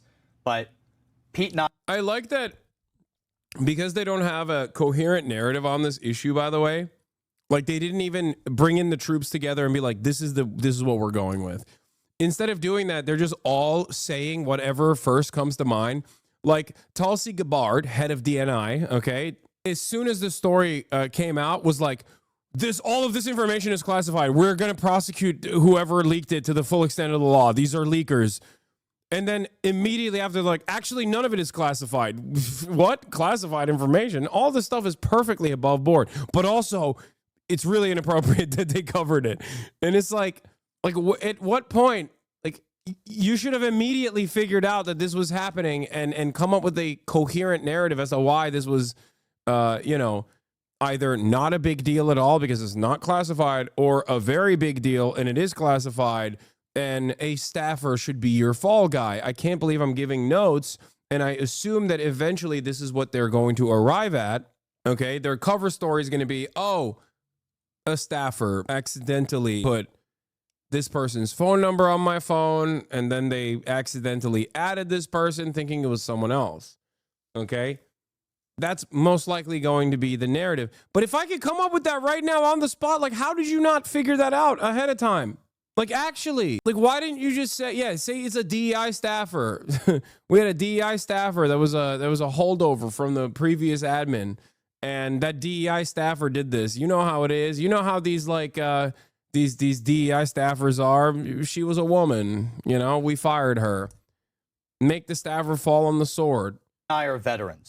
Like, chatters who come in here, say some dumb shit, get banned, have better apology forms, okay? When they're like, I was drunk and my cat was also drunk and the cat ran over the keyboard. That's like a better fucking narrative than what Mickey Waltz is coming up with here. What the fuck? We know these operations. He has been an excellent Secretary of Defense, and this was an operation that, I mean, it amazes me. I guess the Democrats were fine to leave all the sea lanes shut down. We're fine to have destroyers fired on dozens of times by this terrorist group, and fine to have Iran keep supplying them missiles. That was okay. The president takes decisive action. These guys are such fake friends, by the way, because the Democrats do everything in their power to be as violent and as ruthless as possible, and they still call them pussies. So it should lead you to understand that the Democrats aren't ruthless and violent because when it comes to their foreign policy, because they're worried about like the right-wing backlash or whatever. They're doing it because they like it, okay? They do it because they enjoy it. They do it because they like it. They do it because they serve the same exact masters. And that's it. And now we're seeing some real success in taking down their air defenses, opening the sea lanes, taking out their leadership. We don't want to talk about that. We want to talk about this. Now, the Atlantic told us in part that attempts to disparage... By the way, Laura bringing it immediately back to the main point of contention that she wants addressed, which is crazy. This is the most journalism I've seen from Fox News. Ironically, more journalism than even fucking Goldberg at this point. Like, she's like, nah, okay, well, here's the Atlantic. Here's what the Atlantic said. Well, I don't care about the shipping lanes. Okay. How did this happen? Here's what the Atlantic said. Now, of course, that moment of journalism is going to be short-lived. You'll see in a second. Discredit us and our reporting, follow an obvious playbook by elected officials and others in power who are hostile to journalists and First Amendment rights of all Americans. They're saying, don't blame the messenger. Your response to them? Lied about Russia, lied about Gold Star. Lied about Russia, lied about Gold Star veterans, lied. He hates the president. Fake news. That's it, though. Remember, we talked about cults. And one of the most like apt ways that cults will refuse to entertain any sort of discourse is a thought terminating statement, right? A thought terminating cliche. That's exactly what he's doing here. He's like, remember, fake news. Okay, got it. Biden, fake news. Atlantic sucks, fake news, and then everybody goes, hell yeah, he's right. I forgot about what the point of contention was to begin with. Our families lied about even as last, year in terms of the president paying for the family of a Gold Star family that he absolutely did. I mean, lie after lie after lie. Have they ever apologized for any of that? Yeah, see? And then Laura eats it immediately. After holding his feet to the fire for a brief moment, as soon as he hits that triple Monty, Laura goes, okay, that was a triple combo. I'm in. I'm back in. You're right. Has he ever apologized for any of those things? Obviously, Laura Ingraham isn't stupid or that stupid. She didn't get duped in that process. She was like, okay, it's my time to shut up. I mean, this is, do we care about the mainstream media? Do we care about the Atlantic? What I care about is staying focused on mission, accomplishing the president's agenda, getting these things done, cleaning up the Biden messes from Afghanistan to Ukraine to the Houthis to the border to China all over South America to the Arctic where we're completely exposed to NATO that's not paying up. And the president has had success after success. Well, he's got a fantastic national security team. Yeah, I mean, I think it's just stunning how many people on the team have his 100% trust, and there have been enormous successes early on in this administration, but you all are rattling the old cages of the establishment. Yeah, you guys are doing a great job. I just want to point out that you're doing a great job. You're doing a fantastic job The reason why I called you in here today is to address why you are incompetent and stupid, but also I forgot about all of that. Let's talk about how great of a job you're doing. Fantastic. Thank you, Laura. Defense and national security, embedded people who are still working in government, a lot of great people. But the concern is that somebody got involved here who didn't want she's back to the questioning. the president to be successful. And a lot of us are very concerned about that someone is in this orbit who doesn't want this president of the United States to be a raging success and turn our foreign policy into an America First approach. Look, we made a mistake. We're moving forward, and we're going to continue to knock it out of the park for this president. Look at what he's gotten done in under 2 months. And I didn't even get going on the economy, on trade, or all of those other pieces. And April 2nd's coming. The DNI, Liberation Day. The DNI was very adamant today and very clear that there was no classified information in this. Yeah, interesting. Well, since they leaked the information now, since after the DNI gave the go-ahead, we can potentially figure that out for ourselves, don't you think? Including, even the fact that, one, they're having this over Signal is completely unacceptable, considering that these messages are disappearing, also illegal. And then they talk about who they want to appoint, point of contacts. That also could be considered classified. Okay. Also, no one is going, hey, why is the JG name not saying who their best point of contact is? But that's besides the point. Using your personal phones for this is also obviously illegal as well. Team, you should have statement of conclusion with taskings per the president's guidance this morning in your high side inbox. The state and DOD, we developed suggested notifications list for regional allies and partners. Joint staff is sending this AM a more specific sequence of events in the coming days. We will work with the DOD to ensure COS, OVP, and POTUS are briefed. Team, I am out for the day doing an economic event in Michigan, but I think we are making a mistake. 3% of U.S. trade runs through the Suez. 40% of European trade does. There's a real risk that the public doesn't understand this or why it's necessary. The strongest reason to do this, as POTUS said, to send a message. But I am not sure the president is aware how inconsistent this is with his message on Europe right now. Yeah. No, it is consistent because he loves Israel. That's the reason why he did this. It's consistent with his messaging because he is an inconsistent person who doesn't care about anything. That's number one. And number two, he does love bombing places. That's something that he loves doing. He loves bombing Yemen. He did that when he was president last time. So he's just, can't teach an old dog new tricks, right? He's gonna go after the thing that he likes doing. And also he loves Israel. He loves Israel. And this is precisely what this is for. The bombing campaign of Yemen is for Israel. That is not for Europe. It's for Israel. Ironic that none of them are bringing that up, though, even in this quote-unquote private correspondence. But I'm not sure the president is aware how inconsistent this is. There's further risk that we see a moderate to severe spike in oil prices. I'm willing to support the consensus of the team and keep these concerns to myself, but there's a strong argument for delaying this a month, doing the messaging work on why this matters, seeing where the economy is, etc. Joe Kent, there's nothing time-sensitive driving the timeline. We'll have the exact same options in a month. The Israelis will likely take strikes and therefore ask us for more support to replenish whatever they use against the Houthis, but that's a minor factor. Well, Joe Kent brings up Israel. I will send you the unclassed data we pulled on BAM shipping. John Ratcliffe, from a CIA perspective, we are mobilizing assets to support now, but a delay would not negatively impact us, and additional time would be used to identify better starting points for coverage on Houthi leadership. VP, Pete Hegseth says, I understand your concerns and fully support you raising with POTUS. Important considerations, most of which are tough to know how they play out. Economy, Ukraine peace, Gaza, etc. I think messaging is going to be tough no matter what. Nobody knows who the Houthis are, which is why we would need to stay focused on 1, Biden failed, 2, Iran funded. Americans don't have enough appetite to blow up these random fucking people that they don't know who the fuck they are. So we just need to keep saying, oh, it's our major enemy, Iran. And we should also talk about how this is Biden's fault somehow. Waiting a few weeks or months does not fundamentally change the calculus. 2 immediate risks on the waiting. 1, this leaks and we look indecisive. Well, the drunk guy knew. 2, Israel takes an action first or Gaza ceasefire falls apart and we don't get to start this on our own terms. We can manage both. We are prepared to execute, and if I had final go or no-go vote, I believe we should.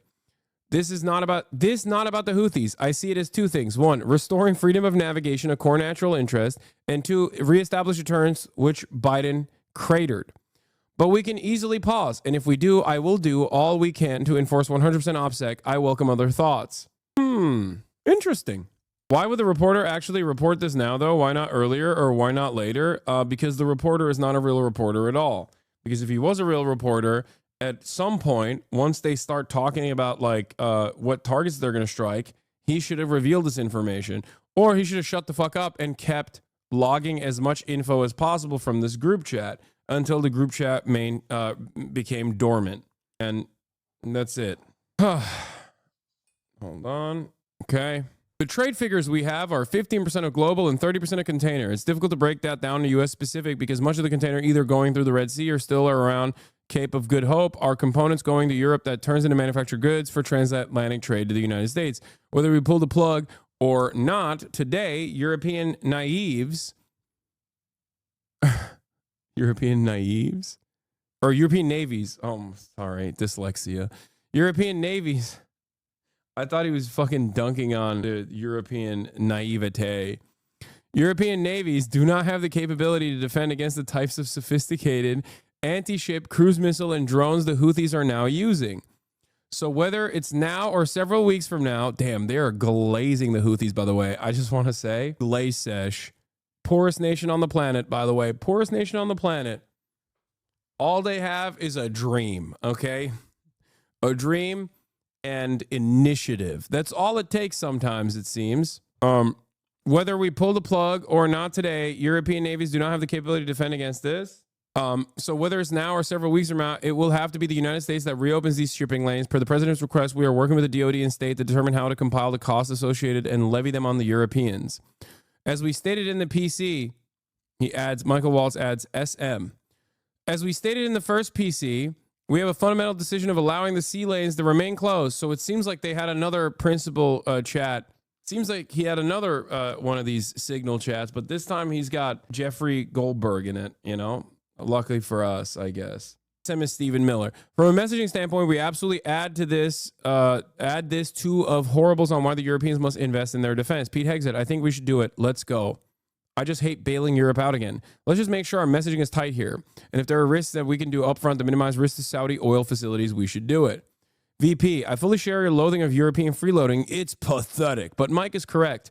We are the only ones on the planet and on our side of the ledger who can do this. Nobody else even close. Question is timing. I feel like now is as good a time as any given POTUS directive to reopen shipping lanes. I think we should go, but POTUS still retains 24 hours of decision space. As I heard it, the president was clear. Green light, but we soon make clear to Egypt and Europe what we expect in return.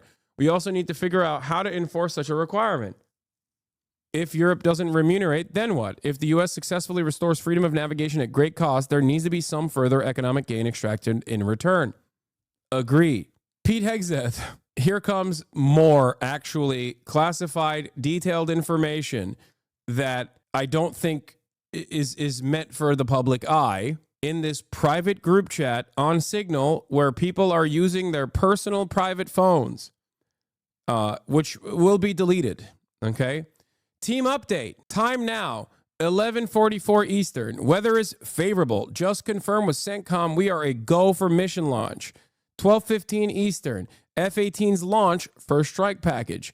13:45. Trigger-based F-18 first strike window starts. Target terrorist is at his known location, so should be on time. Also strike drone launches. MQ-9s. Now, if you know something about the Houthis, they love peppering those MQ-9s. They've taken out numerous of them, but the American government is still using them in operation on the bombing campaigns in Sanaa and numerous other parts of Yemen. More F-18s launched, second strike package.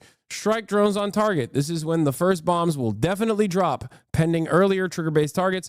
F-18 second strike starts. Also, first sea-based Tomahawks launched. J.D. Vance, I will say a prayer for victory. 2 people respond with prayer emojis. Michael Waltz set the disappearing message time to 4 weeks. He says, VP, building collapse, had multiple positive ID. Pete, Corella, the IC, amazing job. JD Vance goes, what? Michael Wall says, typing too fast. The first target, their top missile guy. We had positive idea of him walking into his girlfriend's building, and it's now collapsed. Excellent. This is an admission of a fucking war crime. They did a targeted strike on a civilian building where they knew full well that there were other civilians in the building to eliminate what they considered to be a high-profile, high-value target without any congressional approval whatsoever, without any sort of accountability whatsoever, while using millions of taxpayer-funded dollars.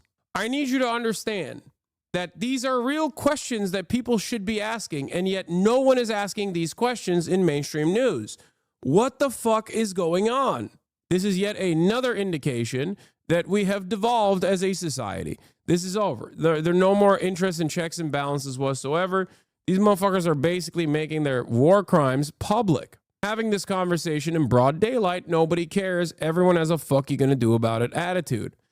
Also, thanks, Obama, for really, showing the way of how to do this, not just in Yemen, but in general. This, I think, certainly, like the reason why people don't even ask this question any longer is because liberals have also done exactly this and greatly lowered the restrictions. Good job, Pete, and your team. The team in MAL did a great job as well. Great work, all. Powerful start. CENTCOM was/is on point. Great job, all. More strikes ongoing for hours tonight, and we'll provide full initial report tomorrow, but on time, on target, and good readouts so far. In this process, they killed 53 people, including, I believe, 9 children. Kudos to all, most particularly those in theater and CENTCOM. Really great. God bless. Great work and effects. And then this is the details of who were on the Houthi PC small group with messages set to disappear in 1 week. Here's how Jesse Waters chose to defend this, by the way. We've all texted the wrong person before. Who amongst us? Incredible stuff. Incredible stuff. I believe there's still some stuff that's redacted from this convo, by the way, because they don't have the CIA asset that's undercover. That was, their name was not revealed from what I understand. In this text chat. And the Democrats, of course, are predictably, they're going to jump on this. But should Goldberg just release the other information that he has? Because he's standing on this, well, I'm not going to release this information because I have my standards and journalistic standards. Okay, but it's not classified information. So does it matter? Would you care if the rest of this information came out? Look, I mean, I would prefer, certainly, as the president was saying today, if we could all sit in a steel-lined lead room and have all of these conversations. I certainly want our deliberations to stay confidential. This was an encrypted app that the CIA had on sitting there as John Ratcliffe was confirmed and walked into the building from the prior administration. It's on other agency apps. And so, no, of course I don't want it all out there. Because these were conversations back and forth that you should be able to have confidentially. But what you also saw was a healthy policy debate in how we were going to achieve this for the president, what would be the results, what should be the timeline. And I think, again, I am fortunate to work for this president. I am fortunate to help him execute this vision and incredibly fortunate to have this team around him. But there's no classified information in this exchange. No classified information. But you'd prefer it not to be out. Of course. That'd be, do you want everything? No, well, right. I don't work for the government. I mean, this is why that's why texting in general is, in government situations, again, as difficult. The president said, if we could all stay in the same room, but when we've got he's always been people like that. moving, right? As he said again today, I mean, that would be his preference. I think all of our preference. But when he has people all over the world and we're coordinating these complex operations, we're moving at Trump speed, fast, doing all of this. We're cleaning up. I mean, we're doing 5 or 6 legacy-defining things in the first month. And we're cleaning up multiple Biden messes from the Middle East to Europe to the mess of our border, all at the same time. You don't need any distractions. You don't need any side stories or distractions. Yep. And I think people are watching this. Most Americans don't. They want the answers, the bottom line. Yep. You know, about Russia, about Ukraine, about China. But they read stuff like, oh, wait, there was a 2023 DOD memo that said you shouldn't use Signal. And yet you hear Ratcliffe today saying, well, it was commonly used. So doesn't there need to be a standard across the board? Absolutely. Just don't use any of these apps. But then how do you communicate when you're not in a skiff? Well, and that's what you heard. That's what you heard Elon talking about, kind of the mess that is government communications. I could tell you, members of that team, I've been very frustrated about, the quality of our communications. We are working to address that. So one of the things that DOJ is doing is improving our IT, is improving our ability to communicate.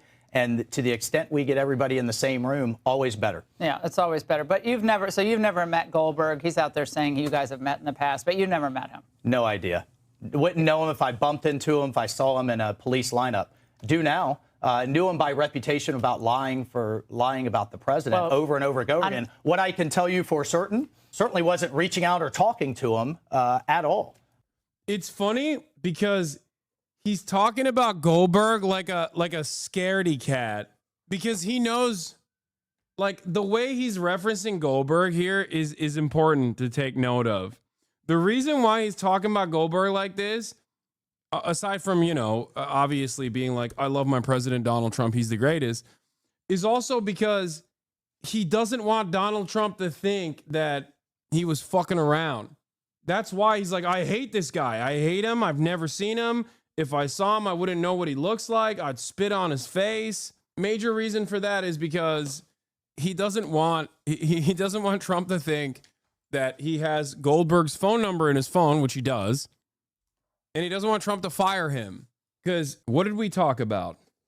There is nothing you can do. You could be a murderer, pedophile, whatever. Trump does not care about any of that stuff.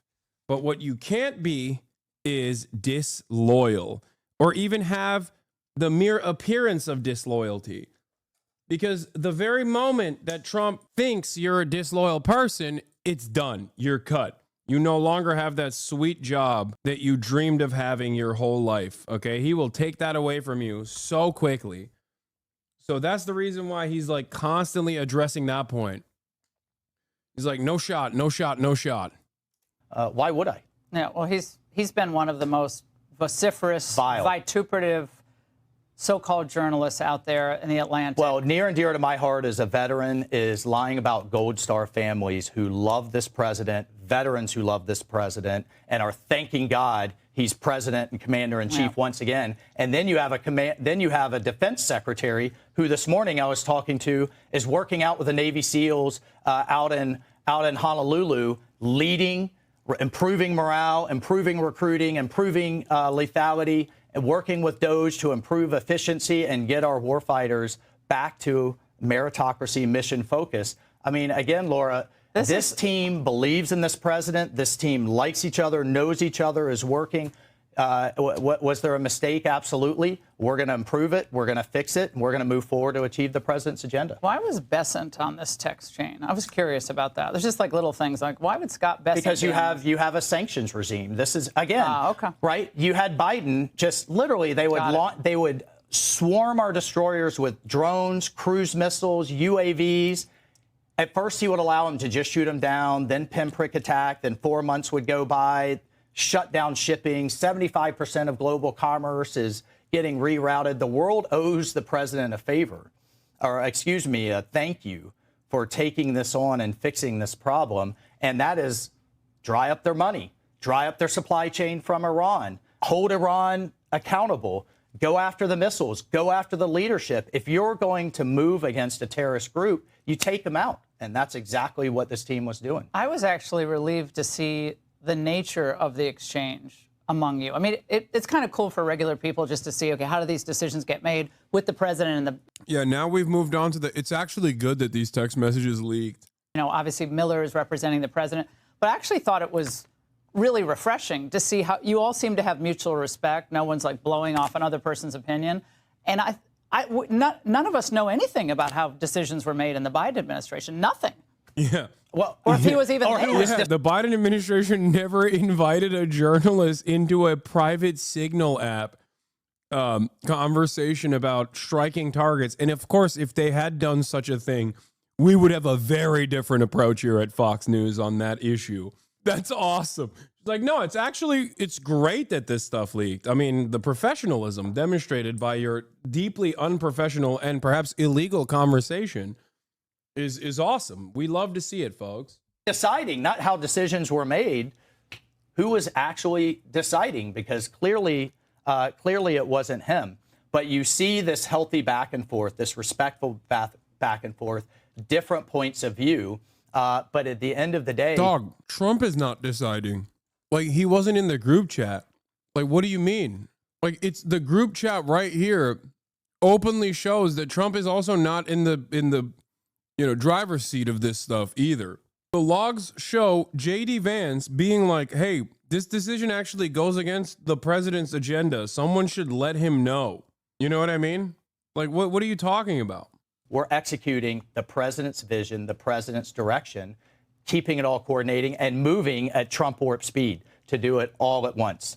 I mean, not only have the media been on their back foot and the Democrats been on their back foot, all of our adversaries are on their back foot in terms of how to respond to him and the pace with which he moves. Are we going to end this Ukraine war soon? We just had the next step today. We've had an energy aerial ceasefire. We just defined what those targets that are now off limits on both sides are to de-escalate that. Now we're going to the Black Sea. The president's determined to end the war. And even, Laura, I mean, you have the NATO Secretary General, NATO, looking at the president in the Oval Office saying, you broke the logjam. Just months ago, no one was talking. Now we're going from, if this war will ever end, an endless war of people, treasure, and material, to now how it will end. And of course, the people that were in the endless war camp are going to criticize how this president is going to end it. But he is going to drive it to an end, and it's an honor to be part of it. And lessons learned after the app. We're not using Signal app anymore. Yeah, right. Lesson learned number one is you've got journalists out there who have made fame and fortune trying to trash this president. These guys should be privately reaching out to Goldberg to suck his penis, to clean the crevices of his toes for not being a real journalist. A real journalist would have revealed this information in a timely manner after doing his due diligence. What are you talking about? They're such fake friends, dude. I mean, I hate Goldberg. It'd be awesome if they advocated to put him in prison, and that would be fire, and I would be on board with that, even though the consequences of such a move are fairly damaging. I mean, you're criminalizing people doing like basic bare minimum journalism in that situation. But, you know, I'm willing to entertain that notion for a little bit just because it means that Goldberg's in prison. But the way that they're talking about him is crazy.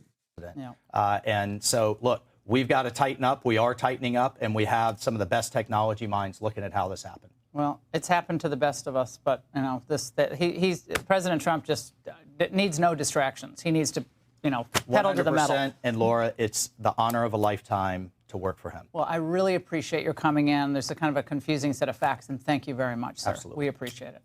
Click here to subscribe to the Fox News YouTube page to catch our hottest interviews and most compelling analysis. You won't get it. Beautiful day. Pete Hegseth, not drunk, not white girl wasted, talking about how there were no war plans texted in the swipe at the Atlantic when there were war plans. We got to talk about the so-called anti. Oh yeah, Elon Musk, Hassan Piker rift over Assassin's Creed Shadows. We'll talk about that. When we're on the road talking to the troops and actually in real time reestablishing deterrence. You see, that's what President Trump has charged the Defense Department with doing. Reviving the warrior ethos, rebuilding the military, which we're doing in real time, and reestablishing deterrence. And that's why we're heading out into the Indo-Pacific to talk to our allies and partners and meet with the troops. And anybody that knows me for years and knows President Trump knows how much we love the warriors. That's what it's about. The men and women who serve, who do the tough, difficult, gritty, dirty work that most Americans will never know about, but we have the privilege of seeing and understanding the courage and skill of what they do. I'm going to go see that for the next couple of days. We also have seen it on full display in what's been done to the Houthi. Oh, they're getting his ass out of here. They're like, go do push-ups in Honolulu, you fucking moron. Go do push-ups. That's what you're good for. Terrorists and what they're trying to do to close freedom of navigation. So you see, under the Biden administration, we let our troops and our ships and both warships and commercial ships get shot at to no consequence. What does that look like? That looks like weakness. And what President Trump has said is peace through strength is back. We will reestablish deterrence. That's not acceptable. And our ongoing campaign against the Houthis has been devastatingly effective. Now, as I said to this group a couple of times on this trip now, as we move to the Indo-Pacific to do our job, which is what we're here to do, nobody's texting war plans. Well, I noticed this morning out came something that doesn't look like war plans. What? And as a matter of fact, they even changed the title to attack plans because they know it's not war plans. There's no units, no locations, no routes, no flight paths. Okay, he's hammered, bro. There's no way, right? He's like, it's 8 a.m. and I'm already fucking twisted, baby. Let me tell you, okay? Let me tell you. I'm out of my mind. Why? Well, sorry, they had a bottle of Jack in the plane, okay? That's not my fault. No sources, no methods, no classified information. You know who sees war plans? I see them. Every single. Sick, dude. All right, let's hear what Trump is saying. So that they don't have to pay tariffs. And I think also because of November 5th, the election, they're very happy. AI is coming back to levels that nobody's ever seen before. It's a new, sort of a new business, I guess, when you think about it. But it's plants are going up all over the United States, and many of them have already been started. We're getting early electricity taken care of. We're getting permits very quickly for them, and we're going to make their life very happy. They're coming in with tens of billions of dollars. Individual plants will cost 10, 15, even 20 billion dollars. We're going to let them build electricity generating plants along with their plant, and they can't even believe it, and we're going to get them very quick permits, as I've done always. I did that in Louisiana with 2 LNG plants. I got them one permit in 1 day after waiting 14 years and the other one in 1 week after waiting for 12 years. But this is very exciting to me. This is the automobile industry, and this will continue to spur growth like you haven't seen. Before I was elected, we were losing all of our plants. They were being built in Mexico and Canada and other places. Now those plants largely have stopped, and they're moving them to our country. In Indiana, the great state of Indiana, I love Indiana, Honda is building one of the biggest plants anywhere, and they've just started. They wouldn't have done it without this. In all cases, they wouldn't have done it without what we're doing. So we'll effectively be charging a 25% tariff. But if you build your car in the United States, there is no tariff. And what that means is a lot of foreign car companies, a lot of companies are going to be in great shape because they've already built their plant, but their plants are underutilized, so they'll be able to expand them inexpensively and quickly. But others will come into our country and build, and they're already looking for sites. They're looking for mostly sites. They don't want to take the old buildings that are empty and falling down. They want to build new, and there's tremendous action. There is likewise for other companies and countries, like the chip making process. Your chip bill was a disaster done by Biden. All he does is give tremendous amounts of billions of dollars to chip companies that will do nothing with the money. They're not going to use the money here. They're going to just keep it. They have plenty of money. The one thing they have is they have a lot of money. In our case, all we're doing is saying you can't. There's not a single plant that was slated to be built post-Trump tariffs. Everything he's taking credit for is from the Biden administration. I'm not a glazer of Joe Biden, but there's like simply not enough time that has passed for companies to go, okay, yeah, we're going to boost manufacturing in the United States. Like, that's just every single thing that he's talking about, whether it be chip manufacturing or whether it be the Honda plant that he's referencing, as a matter of fact, is, as far as I understand, it's something that they entertained before Trump became president, and I don't even know if it's happening at all. Honda's made no such announcement and will not comment on this report. Yeah. Trump mentions new Indiana Honda plant, but the company denies announcement, just so you understand. That's like the size of this desk or smaller, and they ended up spending $9 billion on 8, and of the 8, 4 of them didn't work, and we're not doing that. So you can buy electric, or you can buy gasoline, or you can buy hybrid, or you can buy whatever you want to buy, and that's the way it should be. The market's going to determine that, and you're going to see prices going down, but it's going to go down specifically because they're going to buy what we're doing, incentivizing companies to, and even countries, but companies to come into America and build. And we're already setting records for new plants. I think the new plant number, the tally is just within a period of a few weeks. It's very large. I want to be accurate. It's very large. And I'd like to ask Will just to come and give some of the basics, and then I'll sign it, and it's off to the races. I think our automobile business will flourish like it's never flourished before. Yes, please, Will. Thank you, sir. As you stated, we've prepared for your attention a proclamation imposing a 25% tariff on foreign-made cars and light trucks. This is in addition to tariffs that are already in place on those goods.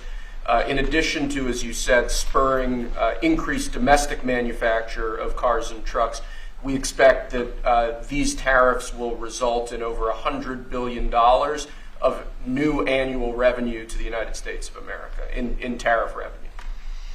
I think ultimately we could probably anywhere from $600 billion to $1 trillion will be taken in over the relatively short-term period, meaning a year from now, but starting right away. I think we'll go from 600 to $1 trillion within 2 years, and I think we'll be right from the beginning, we're going to be at a very high number, right from the beginning. And right from the beginning, you're going to have a lot of construction jobs, but you're also going to have a lot of automobile jobs. So this is very exciting, but it's also exciting because of what's happening with other aspects. We're going to be doing tariffs on pharmaceuticals in order to bring our pharmaceutical industry back. We don't make anything here in terms of drugs, medical drugs, different types of drugs that you need, medicines. It's in other countries, largely made in China, a lot of it made in Ireland. Ireland was very smart. We love Ireland. But we're going to have that. We're going to have lumber. We're going to free up some of our land. And you'll be able to meet a lot of other standards like fire cuts. If Los Angeles had fire cuts, which they didn't have, that's a gap of half a football field between areas. You wouldn't have had the fires. They would have been contained. But you have fire cuts, and by the way, you sell that wood for a lot of money, a lot of profit is made from that. But we're going to be doing lumber. We're freeing up our land so that we don't have to use outside sources of lumber. Energy, we're doing fantastically well at. The energy prices have been coming down rapidly as we increase supply, and we've already done that. We have Chris and Doug are doing a fantastic job in that. That's Department of Energy and Department of Interior. And they're working together hand in hand because Interior has the land and Energy has the ability to do the drilling. And Mike Waltz of Signal Chat fame forgot to lock down his Venmo and is full of journalists. Oh my God. Oh my God. Mickey, how are you like this? God, I fucking love this admin. They're so stupid. Oh, it's so awesome. Oh, we're back. We're freaking back. Trump is going to kill him. Trump is going to assassinate him.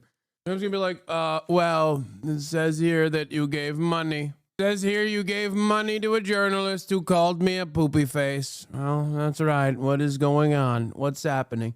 This week, The Atlantic published a stunning article. Here, let's just run this. It's a 6-minute. Michael Waltz's Venmo is public, and it's full of journalists. The figure who tagged a journalist into a Signal chat about the attack on Yemen also failed to set his Venmo to private, revealing his willingness to engage with reporters of all political stripes. This week, The Atlantic published a stunning article on a group Signal chat that included the highest-ranking officials in the U.S. military and intelligence community, coordinating and executing a bombing campaign against the Houthis in Yemen. Jeffrey Goldberg, the editor-in-chief of The Atlantic and author of the article, was tagged into the chat by National Security Advisor Michael Waltz, a mistake that afforded the IAC a front-row seat to officials as high up as the Secretary of Defense and the Vice President debating the decision. Once the attack plans for Yemen were revealed, Goldberg chose to remove himself from the group chat, and before reversing course after public backlash, he censored parts of the conversation on national security grounds. In a phone interview Tuesday with NBC News, President Trump appeared to defend his national security advisor, telling the press, Michael Waltz has learned a lesson, and he's a good man, adding that it was one of Michael's people on the phone. A staffer had his number on there. Whether Waltz has fully learned his lesson seems to be more of an open question, especially given the prospect. Nope. And you say AI couldn't threaten your job cell phone? Oh my God. There could be a breaking news story about like 9/11/2 and 3 happening at the same time, this time with fucking nukes. And if I was in the process of eating and I played an AI voice, chat would just be like, I'm going to die soon, but I don't care because it's funny. It's a bot. You're making a bot do the reading. It's AI voice doing the reading. Like, yes, dude, it's fucking text to speech, okay? It is text to speech. You could literally have nukes falling on our heads and chatters will be like, this is AI! It's not a new thing. Text to speech has existed for quite a while, okay? Discovery that his personal Venmo account remains public, with some 300 friends actively listed on his profile. And while Goldberg doesn't appear in Waltz's Venmo contact list, several other journalists do, according to a prospect review. The White House and NSC have not yet responded to a request for comment. Approximately 10 minutes after requesting comment, Michael Waltz's account disappeared from Venmo. Wired was the first to report the news. Like Secretary of Defense Pete Hegseth, whose Venmo account I reported on several weeks ago, Waltz's account was never set to private, showing hundreds of names who are likely in his phone as contacts, some of whom he may or may not have exchanged cash transfers with. Unlike Goldberg, we are not going to redact and revise this publicly available information. What has remained largely unchallenged in the conversation surrounding the Atlantic article is the symbiotic relationship between senior government and military officials and their friends in the media. Having reviewed the now unredacted information in the signal exchange, it seems well within the realm of possibility that the bombing sequence would be shared simultaneously or directly after completion of the attack with a friendly news outlet, perhaps even the Atlantic, to score political points. This is part of the operational tactics of the blob, the agglomeration of former generals, think tankers, ex-officials, lobbyists, and the media, all working to present a clean narrative on national security topics. What sets this week's incident apart is that the usually highly choreographed and invisible dance between reporter and reporter was laid bare for all to see. And Waltz's Venmo shows that Goldberg is not the only reporter willing to partake in that dance with him.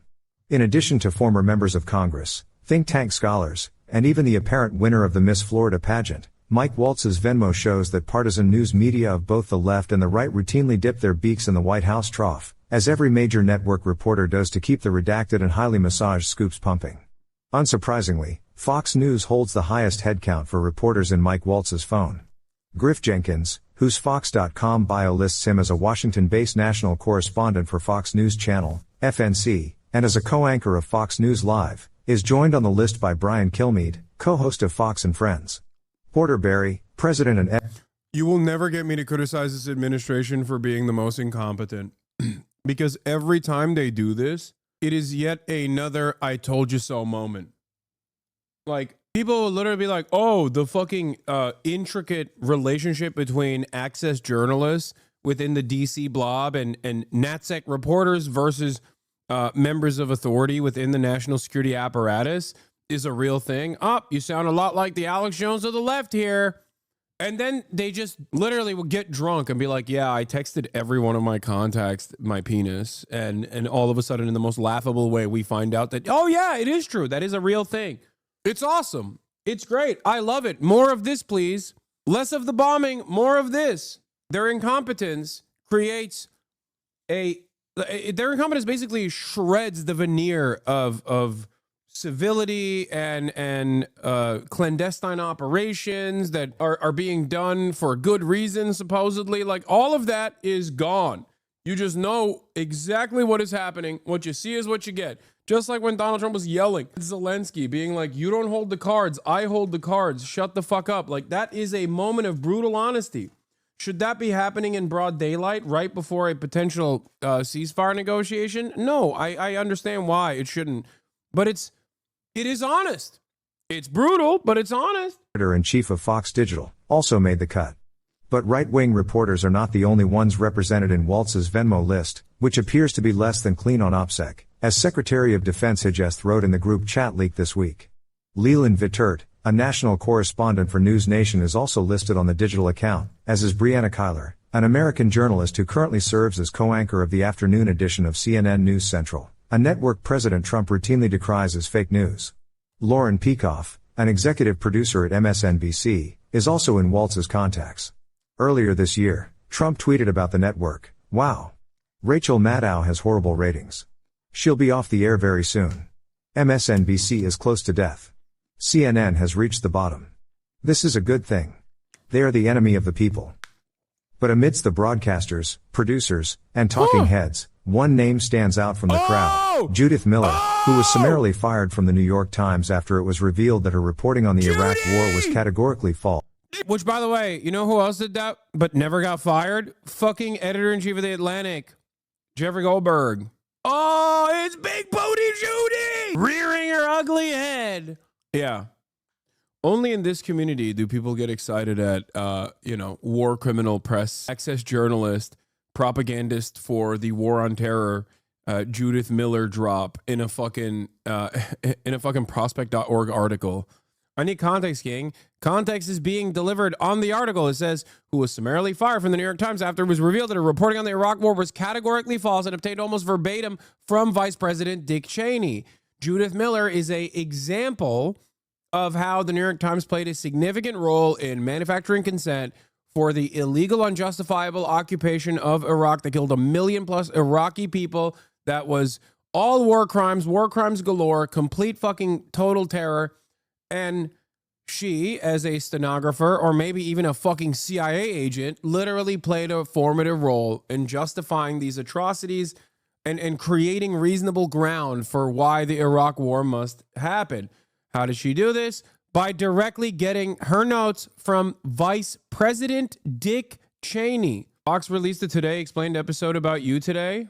What? And obtained almost verbatim from Vice President Dick Cheney. Her dismissal was the price paid for cozying up too close to an administration set on war, and viewing intelligence reports and basic facts with the same blood-hued glasses as those with their fingers on the button.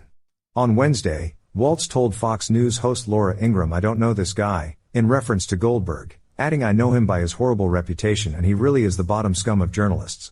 I know him in the sense that he hates the president. But I didn't text him, he wasn't on my phone, and we're gonna figure out." This is why I said he's such a fucking fake friend.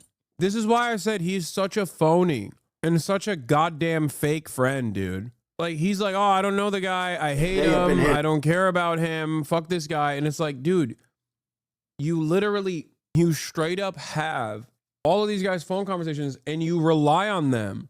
You have their phone numbers. You rely on them for positive reporting. And then you shit on them like that. How this happened. Waltz's public Venmo tells a different story about the NSC chief's willingness to engage in familiar spin in service of more war and carnage. After some prodding, Goldberg decided he had a green light to expose this game, which is played many times a day. Published below is the full list of names for the public to review and reach their own conclusions from. Familiar names include Susan Wiles, Bernard Carrick, Kirsten Nielsen, and Morgan Ortigas. Given that Waltz's settings were turned to public, any foreign adversary in the know already has this information. Average Americans with better things to do than sniff around Venmo don't, until now. Anyway, there it is. Leak after leak after leak. I didn't even know that Vox did a video on me. Did I interview Vox? I don't remember. Der Spiegel is reporting that Donald Trump's most important security advisors use Signal to discuss an imminent military strike. Now, reporting by Der Spiegel has found that the contact data of some of those officials, including mobile phone numbers, is freely accessible on the, on the interweb. Private data and passwords of senior U.S. security officials found online. Oh my God, that's amazing. This is probably more common and not unique to the Trump admin, by the way. This is just basic. If you're over the age of 35, you're probably unfamiliar. Like, you know when you put a password in and Google Chrome warns you like your password's been boomed? It's because there are a lot of lists out there where your account associated with your name, with your password, will be freely sold in the marketplace. And for that reason, you obviously have to have two-factor authentication. And also on top of that, change your passwords frequently, use, harder to crack passwords in general. So this isn't just like the Trump administration. I suspect that this has been, Have I Been Pwned is a great website for it. Anyway, so that's not that unique. And we don't know if this is their current emails, right? New Jeffrey Goldberg declines to characterize his relationship with Mike Waltz, but says, if I'm such a nefarious character, why am I in Mike Waltz's phone? Why does he have my phone number? Why is he including me in this chat? And what do you expect the reporter to do when you learn interesting information about the way the administration is contemplating military action? What do they really think is going to happen? He's such a pussy. Jeffrey won't even burn Mike Waltz after all of this. They kept yelling at him and calling him a phony, a fake, a coward, and he still won't dagger him back.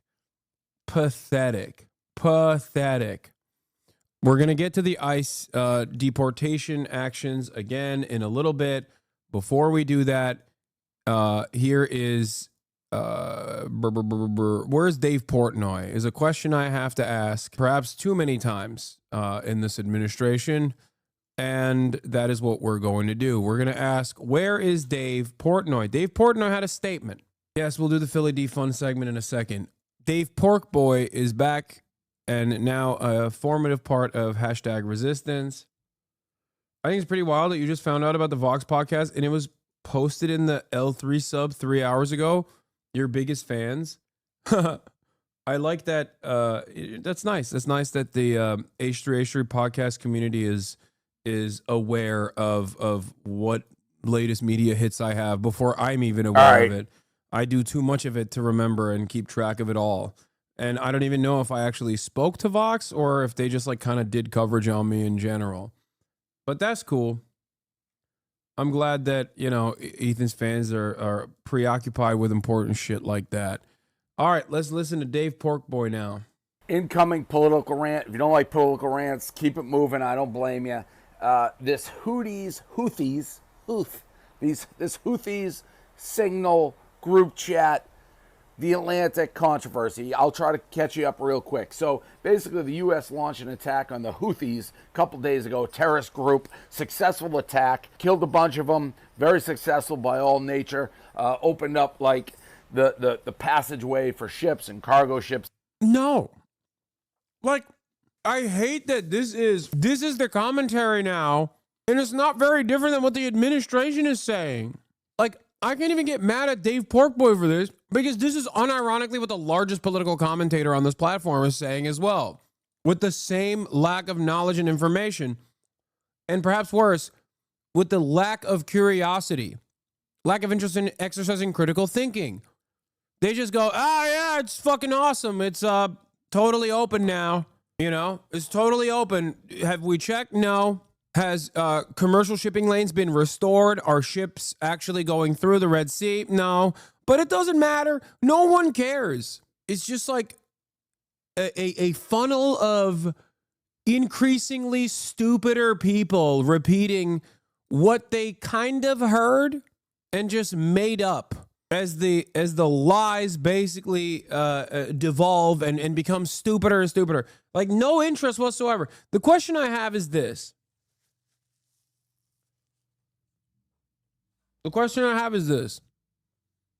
What happens when another ship gets overtaken, or what happens when most commercial shipping companies still continue not to use the Red Sea because of genuine attacks? Like, what then? Like, months of bombing, just like Operation Prosperity Guardian, you know, the failure of the Brandon administration, right? What happens then? Like, where do we go from here?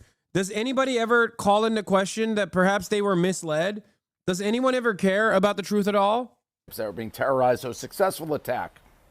Well, comes out after the fact that Jeffrey Goldberg, who's the editor of The Atlantic. The Atlantic is a magazine that basically hates Trump, hates the left, hates people like me. Think Business Insider, think New York Times, think New York Magazine, all the heavy left-leaning media organizations. The Atlantic is one of them.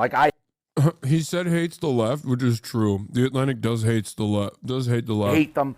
Trump hates them. They hate Trump. They probably hate me. So the editor, Jeffrey Goldberg, comes out after. He's like, hey, morons, you guys included me on a Signal group chat with sensitive classified information discussing the Houthis attack before it happened. Pete Hegseth, immediate reaction is like, no, that never happened. We didn't leak any classified information. No classified information in there. And Jeffrey Goldberg released all the text in the Signal group chat. And guess what?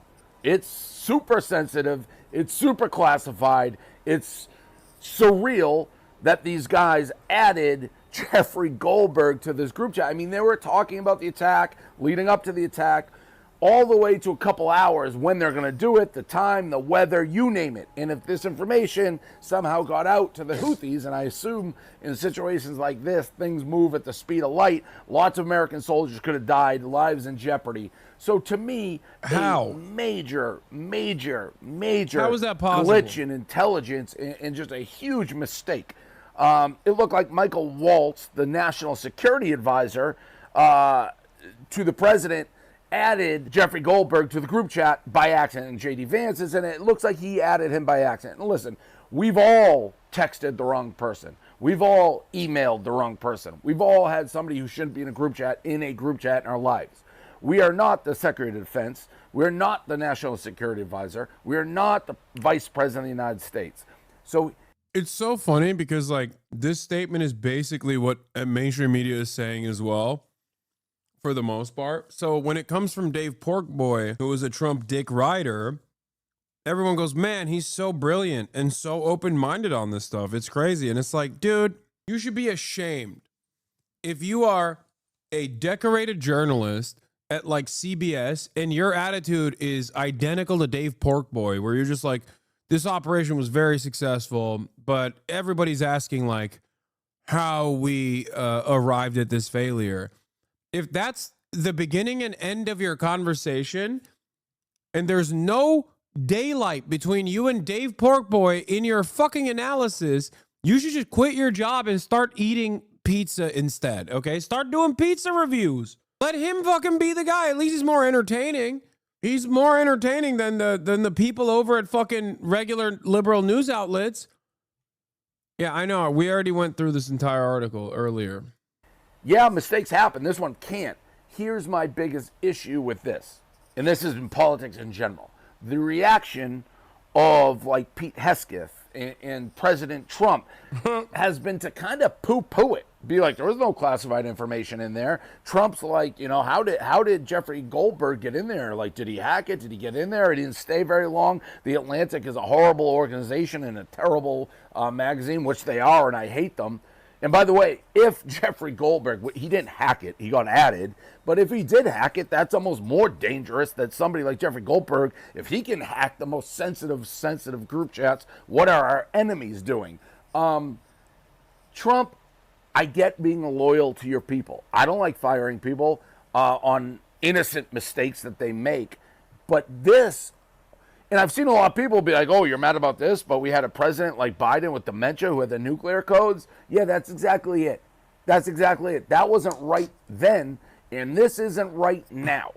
In this new administration, you want to take accountability. Trump, you may love Michael Waltz. You love Pete Hegseth. You may love these guys. You keep saying Pete Hegseth. I love that. I also additionally love how much motion Dave Porkboy has because once again, society has completely collapsed. There's no more, there's no more need for like professionalism or people who know what the fuck they're talking about. And a guy that keeps saying Pete Hegseth has like more motion in this admin than anyone else. He's like, come on, dude, heads need the roll. What are we doing? And it's funny to think that like heads might unironically roll as a consequence of that. I don't know if it was real that he was actually asked to be a part of the Department of Commerce chat.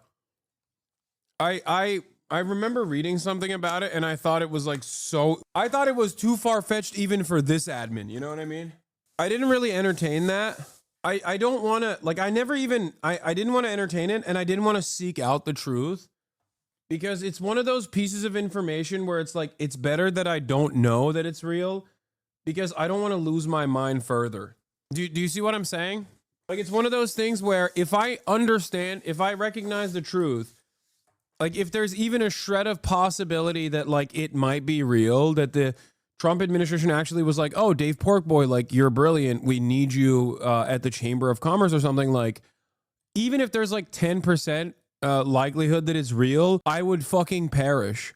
So I don't want to, I don't want to think about that. And that's why I never actually investigated it any further. You come across as an annoying liberal for criticizing his pronunciation of Hegseth instead of his analysis.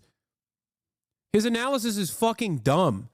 And I'm actually more interested in criticizing dumbass liberal media outlets who have the same exact fucking take as Dave Porkboy. Okay? The fuck do you mean? He doesn't know who Pete Hegseth's name is, okay? He doesn't even know what the fuck The Atlantic does. He just goes, they hate Trump, they hate me, I don't like them, okay? I hate The Atlantic for championing the fucking Iraq war. There's a good reason for me to hate The Atlantic. That's the difference between me and Dave Porkboy. I hate Goldberg for being an Israeli occupying force concentration camp guard during the first fucking intifada. There's a good reason. I hate him for championing Mohammed bin Salman and coining the term the charm offensive and sucking him off when he came to the United States of America. That's the difference between me and someone who doesn't know what the fuck they're talking about. There are very good reasons. Also, you're a fucking baboon who doesn't understand that I initially started criticizing Dave Porkboy for not knowing what the fuck he's talking about, and more importantly, drew a much larger, much more consequential point out of this, which is that the media is not covering this issue appropriately and not covering this issue with a degree of priority that plays a higher order on, like, the fact that they fucking killed civilians without any fucking oversight whatsoever just because they felt like it. That is the real story here, beyond the palace intrigue and beyond the incompetence of the fucking administration. So this isn't even about Dave Porkboy, who I don't expect to have serious commentary on this issue. This is more so about liberal media outlets that have the exact same fucking attitude that Dave Porkboy has. A guy who doesn't know how to say the defense secretary's name. Now explain to me how you arrived 17 zip codes away from the fucking point that I was making. The thing is, though, that Dave Portnoy, as ridiculous as about the sound, comes across more relatable to normies than you. 100%. I know that. Are you kidding me? You think I don't know that? I do. I do know that. I know. What difference does it make in this process? But he has to go down. To me, it's Michael Waltz. Depends on how you define a normie. No.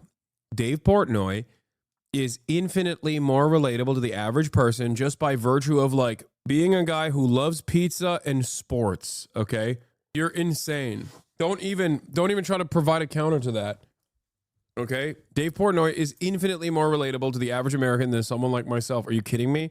I'm not even fucking relatable to, like, well-educated Americans who have been educated into believing that America is the police force and sometimes does a little bit of evil, but, you know, their heart is always in the right place. Like, think about the resistance I get from like even well-educated liberals who are supposed to be aligned with me on values and principles, and then they despise me more so than even guys like Dave Portnoy. I could get along with Dave Portnoy better than half of the fucking liberals that yell at me all the goddamn time.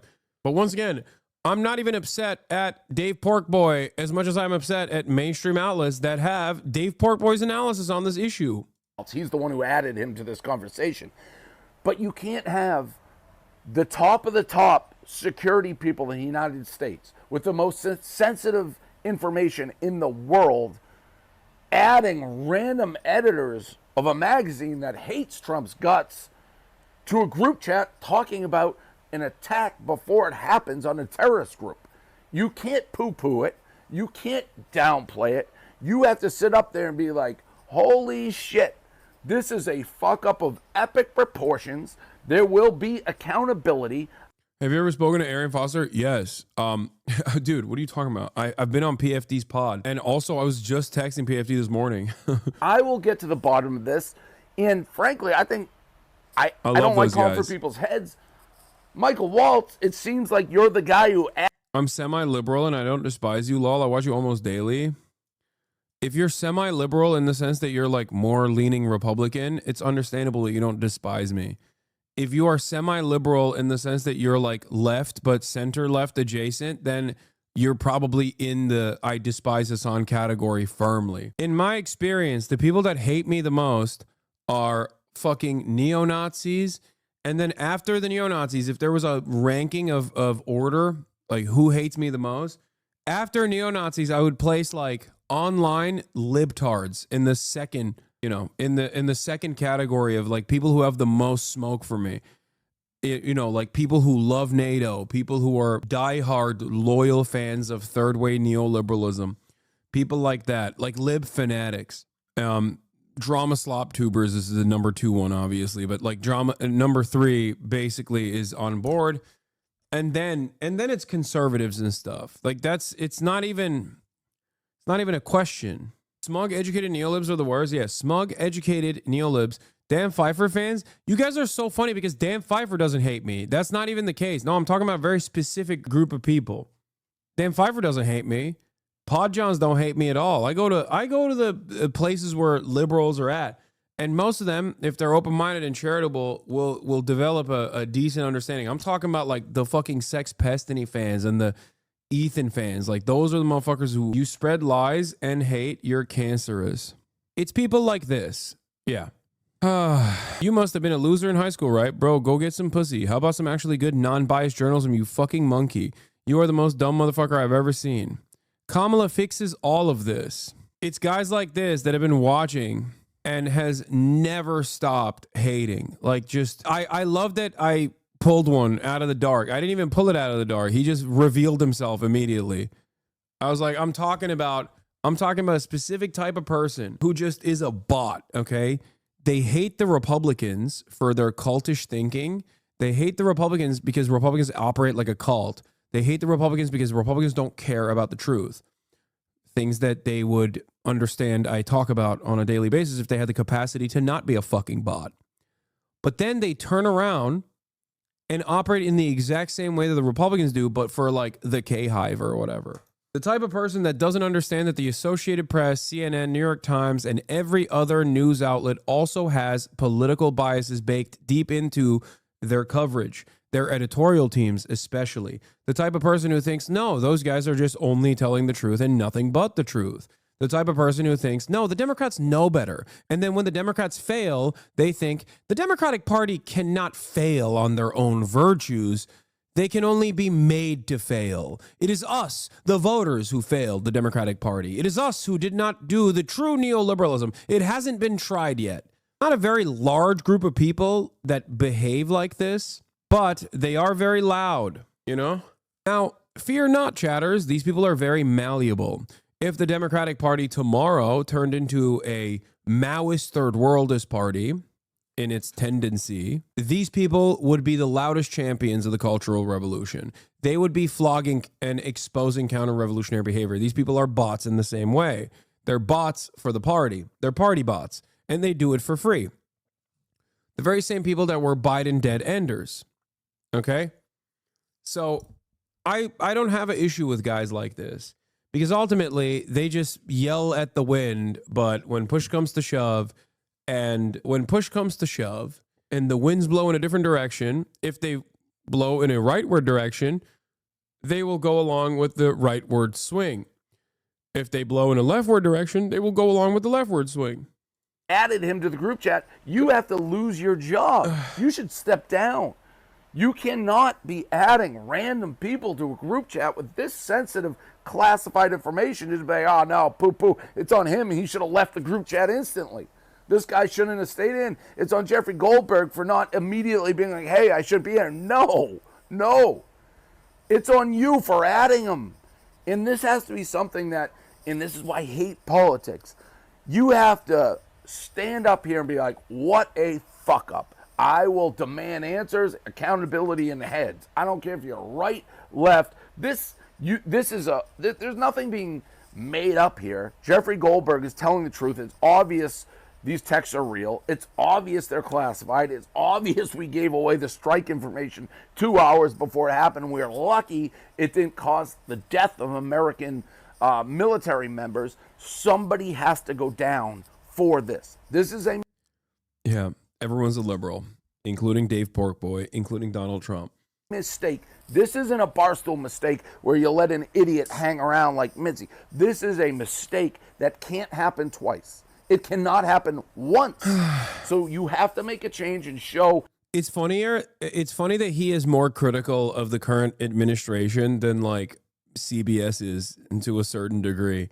But it'll never happen. These are the top intel guys that we have in the country.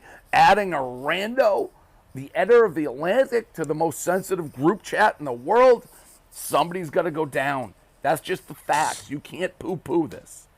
Liberalism is monoculture, so of course conservatives and Republicans and reactionaries alike still exhibit a lot of liberal tendencies, aesthetics, optics, civility. a care and consideration for those things, no real underlying ideological championing, no real underlying goals that they want to accomplish, but instead just want like pure optical domination on the main stage. That's what liberalism is all about, being apolitical. Monk's in the comments. Yep. Liberalism on the like the liberal side, on the Democratic Party side, is to say, I don't really care if this administration is becoming incredibly right-wing on the issue of immigration. As long as it's a Democrat doing it, I'm fine with it because they'll follow the process. Okay? Liberalism on the right-wing side is a similar thing, like a hyper-focus on optics and no real commitment to ideology. Saying like, we need to do accountability, okay? We need to be better than this. You were on your lib arc and some topics, not gonna lie. No, I'm not. And you've been spending every single day saying this, okay? You spent every single day since I interviewed Bernie Sanders and AOC for 9 total minutes being like, you should have tackled them on stage. Like, shut the fuck up, okay? All right, let's hear what the Joe Rogan of the left. Today Explained here with Eric Levitt, senior correspondent at Vox.com, to talk about the 2024 election. That can't be right. Eric, I thought we were done with that. I feel like I'm Pacino in 3. Just when I thought I was out, they pulled me back in. Why are we talking about the 2024 election again? The reason why we're still looking back is that it takes a while after an election to get all of the most high-quality data on what exactly happened. So the full picture is starting to just come into view now. And you wrote a piece about the full picture for Vox recently, and it did bonkers business on the internet. What did it say? What struck a chord? Yeah, so this was my interview with David Shore of Blue Rose Research. He's one of the biggest sort of Democratic data gurus in the party. And basically, the big picture headline takeaways are coming up on Today Explained. Support for this show comes from ADT. What are these ads, bro? What is happening? The big picture headline takeaways are that voters who say they don't care much about politics, who don't follow the news closely, who don't always vote in elections, that group moved really strongly towards Donald Trump. This was a group that was split about evenly between Biden and Trump in 2020, and this time it was overwhelmingly for Donald Trump.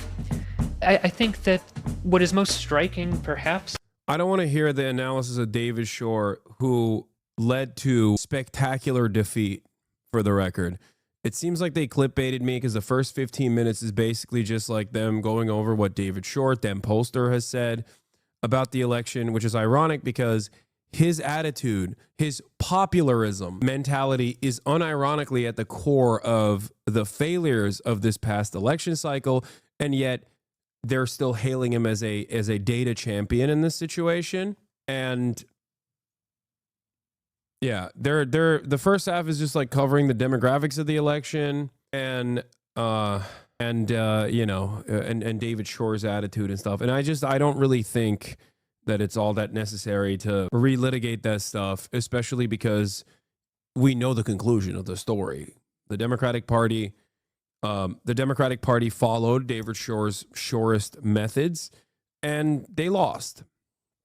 And I would say that they lost because they followed the Shorist mindset, the David Shore mindset.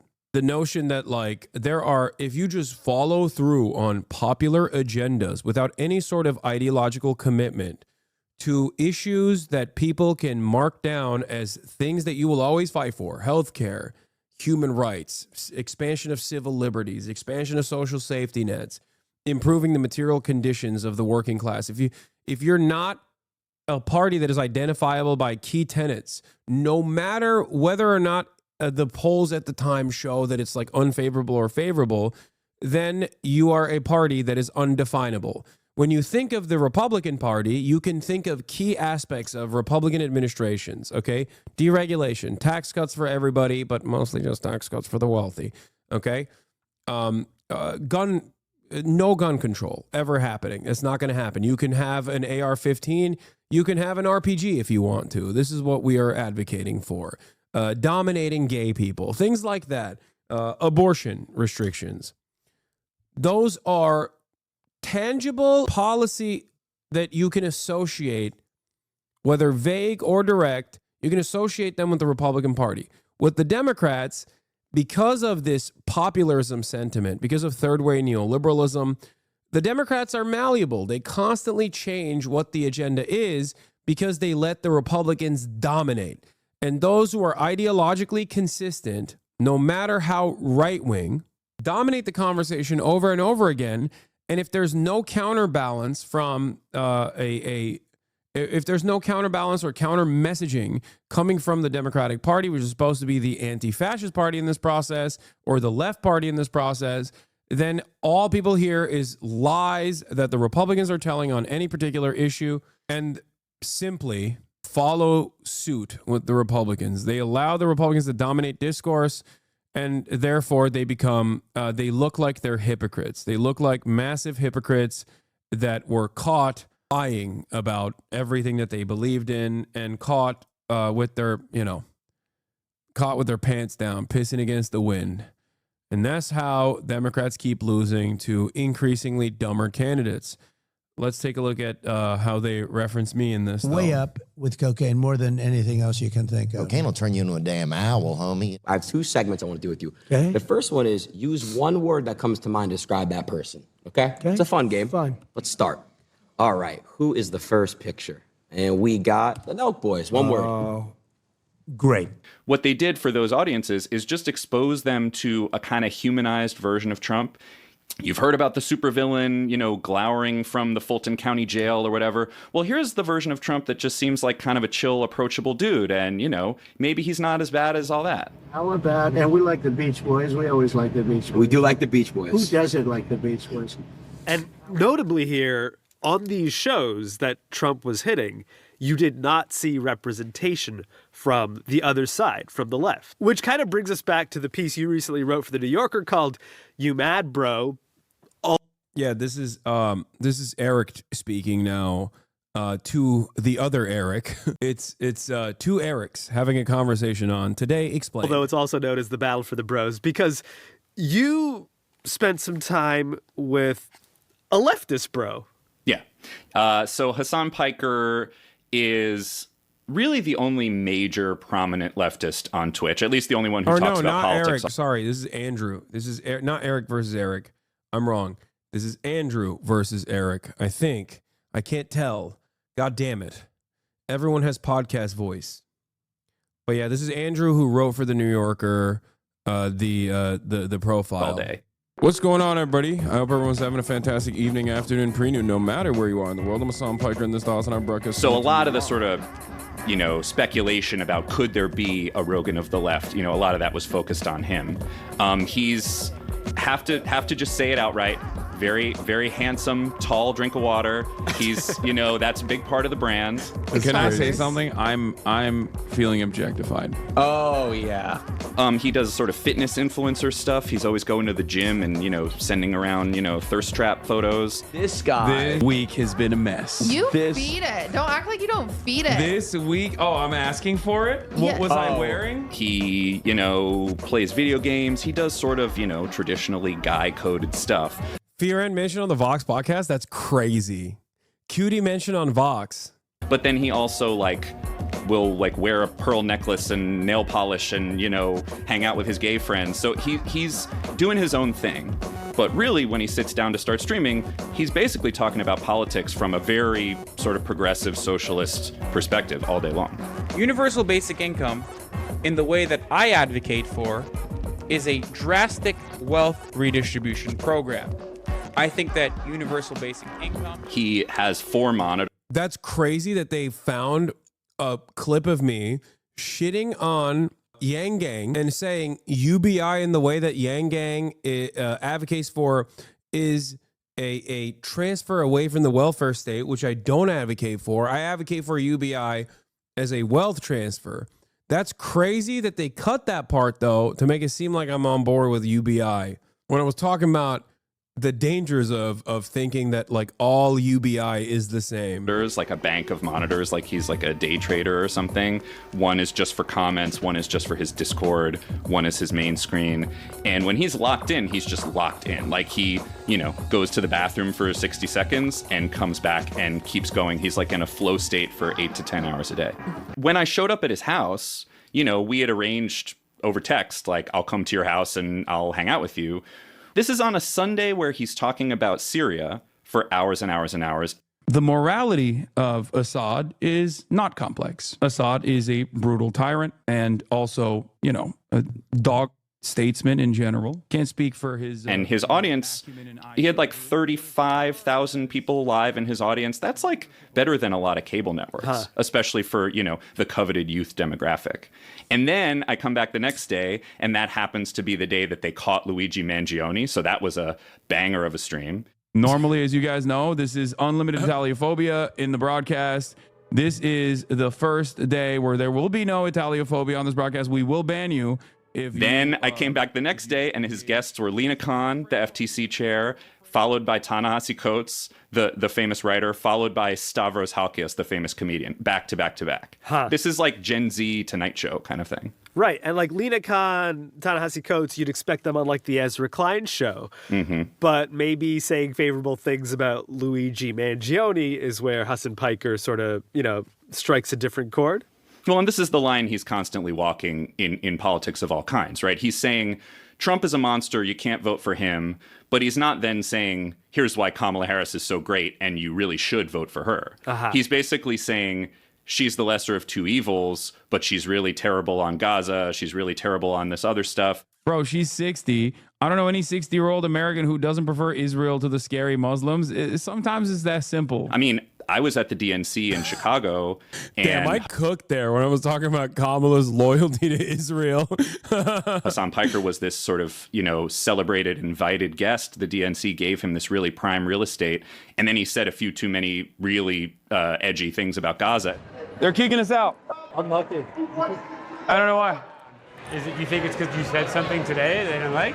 In front of a New York Times reporter, by the way. The DNC is so crazy. They were just like in front of 60,000 people. No. I thought that it was a mischaracterization to consider my statements on Gaza to be edgy. It wasn't. For a liberal audience, me comparing the DNC's lying to the Israeli state's lies to the media is fairly is edgy. It's true. I think it's fair. I did compare DNC to Israel. That might have been the final blow because we got the call like shortly after I tweeted that. So he's constantly doing this dance, right? Trying to be a critical ally, but not too allied. Trying to be edgy on Twitch without getting kicked off Twitch. He was recently suspended for 24 hours because he talked about maybe killing Rick Scott, a senator. So no, that's not what I said. Come on, man. All right, it's whatever. It's this constant tightrope act, which, I mean, honestly makes it more exciting to watch. And the audience responds to this because it strikes them as authentic. Totally. I mean, his audience goes way back with him. This is where the parasocial thing really comes into play. I mean, not to break the fourth wall too much, but people have a parasocial relationship with you. They listen to you a lot. People have parasocial relationships with Sarah Koenig from listening to her host Serial for 12 hours. But like, this guy is on audio and video all the time with comments floating up the side of his screen that he reads and responds to constantly. So however parasocial people feel about you or Ezra Klein or Sarah Koenig, it's like times 1,000 on steroids all the time. This is part of the appeal, right? I went to a gym with him in Encino. You walk into the gym, there's Joe Rogan interviewing Elon Musk on the TV above you. But because he's kind of doing this bro-coded thing, he's not like the kind of caricature of the Pearl. I do think it's funny that, look, Andrew's trying to explain to an audience what I do. And the words that he describes from the outside, like my normal day-to-day existence, is so, I wouldn't say, I mean, I say sanitized, but also so, what's the word for it? Analytical, academic. That right there, because the audience needs to hear that, because the liberal audience needs to hear it in such terms, is unironically the fucking major problem with liberal media and liberal audiences in general. Okay? It's like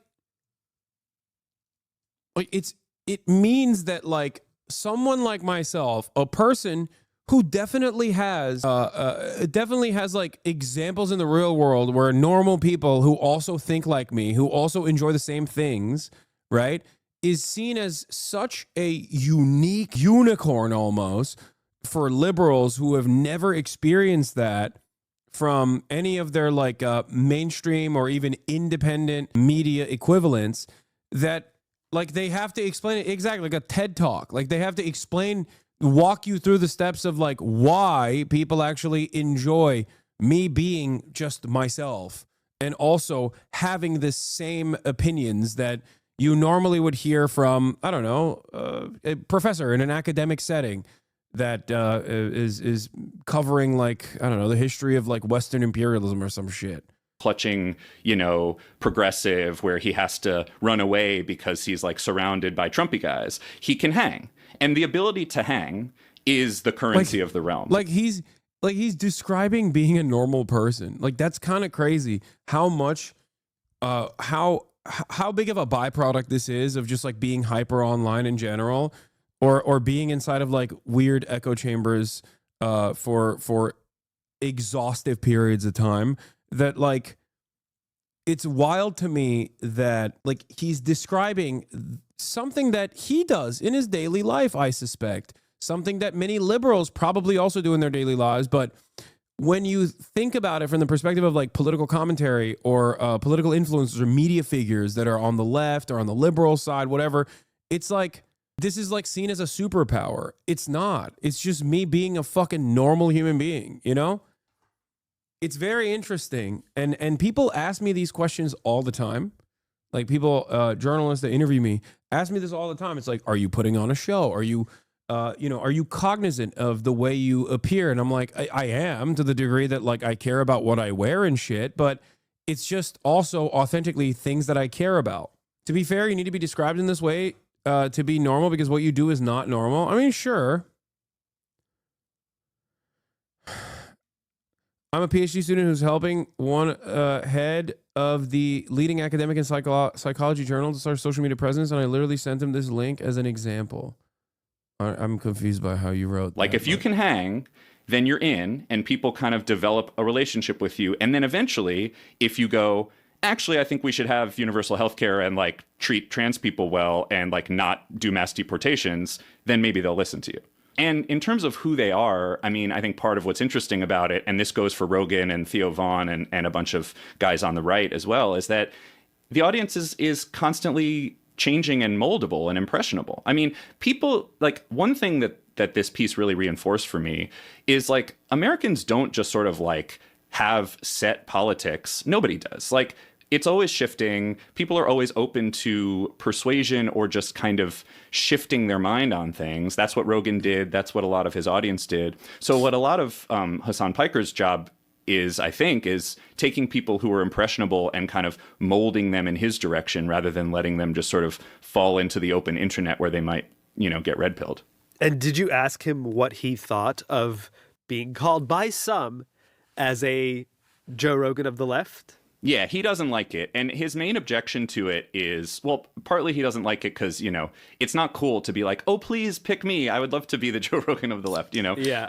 But also his objection to it is the Democrats want to make this about messaging instead of policy. So, the Democrats want to just say, oh, if we just, have more podcasts and, put more TikTok stars on our, campaign ads, that'll solve it. And for someone like Piker, who is a really dedicated, like, socialist, he wants them to do more universal programmings. He wants them to go in a Bernie direction instead of a Kamala direction. And so he thinks it's kind of like a shortcut to just do the messaging and not change the policy. It's interesting because he exists in this space where he speaks to the same type of person who might listen to Joe Rogan. I'm sure there are people who listen to both shows. Do you agree? Oh, for sure. Yeah, there's people all over. And, just like Joe Rogan used to be on the left, Hassan Piker used to be a big Rogan fan. I mean, he told me about the time he met Joe Rogan, like in this kind of rapturous way. And, you know, he also, Theo Von, I would say, is kind of reached the number 2 spot in the Rogan sphere. Yeah. Hassan Piker was on Theo Von's show like a week and a half ago or something. I mean, so there's a huge amount of overlap. When you get those crossovers, when Hassan Piker talks to Theo Von, I don't think he's been on Joe Rogan's show, but maybe that's coming. Could we get like a rigorous debate on policy, like those Gore Vidal, like William F. Buckley joints from the 1960s? Shut up a minute. No, I won't. And some people will on that. Kind of, yeah. Hopefully without calling each other queer or whatever. Now listen, you I have a bit about this, like, the irony is that is precisely what happens today as well. When I revisited the Buckley v. Vidal interviews, I found out that William F. Buckley was literally calling Gore Vidal queer, and Gore Vidal was calling William F. Buckley a fascist. That is what most debates still devolve into. Ironically enough, we look back and we think about like the way that these intellectuals carried themselves. And there's certainly a significant devolution, a significant regression from, I guess, the conversations that were taking place. But overall, the safeguards on those conversations are damn near identical. Like, it's still the same shit. Let's stop calling names in your goddamn face, and you'll stay plastered. I think there is some of that, but actually, in a way, it's less structured than that, right? The kind of classic Buckley-Vidal debate where you're brought in to do like a point-counterpoint on CBS News. Yeah. That's kind of given way to more just kind of like organic relationships. So like the gym bros that I was talking about, they were streamers also, and Hassan will go on their streams and talk about politics. But it's not in a structured, like, okay, what do we think about entitlement reform? What do we think about charter schools? Like, it's much more like, I don't know, dude, like, don't you think this is bullshit? You really think they're going to do what they say? You know, it's much more vibe-based. Where do you think all of this is leading? Because it's so clear that Democrats are trying something right now. Gavin Newsom has launched a podcast where he's talking to Charlie Kirk and Steve Bannon. You write in your piece that Pete Buttigieg was making overtures to Hassan Piker. Tim Walz came on this show. AOC and Bernie were talking to Hassan recently. The Democrats are doing something. Is it too early to say if any of it's working? Yeah, they are doing something. So I think the Gavin Newsom show is not the answer. The thing that struck me about the Gavin Newsom show, which he started like while I was reporting this, it's not even, again, the content. It's the vibe. It's like he talks kind of like a McKinsey consultant, like not like a person. And whereas Tim Walz, I think, talks like a person. So, you know, you can talk about policy all day long, and I think that we should talk about policy all day long. And I agree with the Piker critique that policy maybe matters more than messaging in many cases. But I think when you have someone like Tim Walz, who doesn't always put words in the right order and doesn't always speak in complete paragraphs, that guy would do great on a 3-hour podcast. And so to me, the whole Monday morning quarterback question is not why didn't Kamala go on Rogan, is why didn't Tim Walz go on Joe Rogan? Like, that's the whole point of having that guy on your That is unironically what I advocated for as well in the campaign. It seems to me. So I do think they're going to keep trying stuff, and I think they're going to see, kind of by market testing it, what's working. People are clearly trying to get in position, and I don't think they will make the same exact mistakes again. The question is, are they only fighting the last war, or are they going to figure out whatever the parasocial media of 2028 is going to be? I think Joe Rogan wouldn't have eaten Tim Walz up. I think Joe Rogan is too much of a chameleon to do that. Joe Rogan only talks shit about Tim Walz like after the fact. I have a suspicion that if Tim Walz had gone, if he had gone on Joe Rogan, he would have had a wonderful time. Andrew Marantz, he writes for The New Yorker, NewYorker.com. Hassan Piker, rumor has it, a listener to this show. Hassan, if you're listening, come hang out. Come talk to us. I do listen to Today Explained from time to time. It's on my, I mean, I listen to everything, to be fair. Damn, got called out. That's crazy.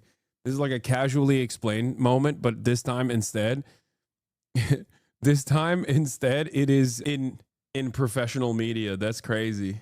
It is funny when people see this stuff and imagine their favorite content creator being in this position. They just can't contend with why I'm in this position, where they go, what do you typically listen to? I listen to everything. They just can't comprehend like why this is happening. They're like, don't these guys watch like all the drama slop YouTubers who love saying the R word? Like, think about how academic these guys are with the language that they use and the way that they're describing me being like broing out and being like relatively normal with other content creators of different political perspectives. Like, you think those guys are going to listen to a guy who fucking has like R word and N word compilations? No, they're going to be like, this is insane. Especially when the information that they're presenting is like truly objectionable. Sure, you can clip me out of context all day, every day, but at the end of the day, regardless of your massaging of the narrative, like, a lot of these people have established points of view. They might not agree with me on like Israel, for example. I'm not even talking about Andrew, but like Eric, for example, might not agree with my opinions on Israel, but that doesn't fucking change the dynamic here at all. Like, he understands that, like, most people, especially in media, most people understand that, like, I have done decades of advocacy against anti-Semitism. Like, that's fucking insane to just be like, yeah, this guy is actually secretly a fucking anti-Semite. You can only dupe a baby into believing that, or someone who is ultra motivated to feel that way. Because, these are, at the end of the day, well-read individuals. The way you talk and express yourself is 100% marketable. Is no wonder. Okay, child, it's only been 8 years, decades? No, it's been a decade. What do you mean 8 years? No, it's been a decade. Travis Larchuk and Amanda Llewellyn made the show today. Patrick Boyd and Andrea Kristen's daughter mixed the show today. Amina Al-Sadi edited. But yeah, I'm down to go on Today Explain. I'll be doing it. The people calling Hasanabi an anti-Semite are the same people who call me a token Jew for being against genocide? Exactly. Yeah. NPR, please watch the Turkey Tom video. Okay, don't watch the other ones where he's like, I don't know, saying the N-word or whatever, but watch this one video where he cynically presents himself as like somewhat of a progressive person, albeit for a brief moment, in an effort to virtue signal about how he thinks I'm a bad guy and an anti-Semite.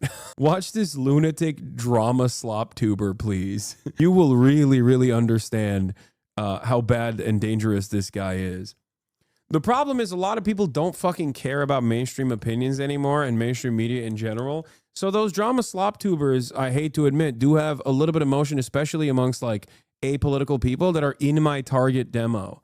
That's the saddest part, because I think as the top of the funnel, my role is to get people who are otherwise apolitical and like steer them in the right direction, to focus their efforts and energy on who the real vectors of pressure are, right? Like where the harm is happening to them. And unfortunately, those guys would rather sometimes get duped by fucking drama slop tube videos. But hey, on that note, we got a Philip DeFranco mention.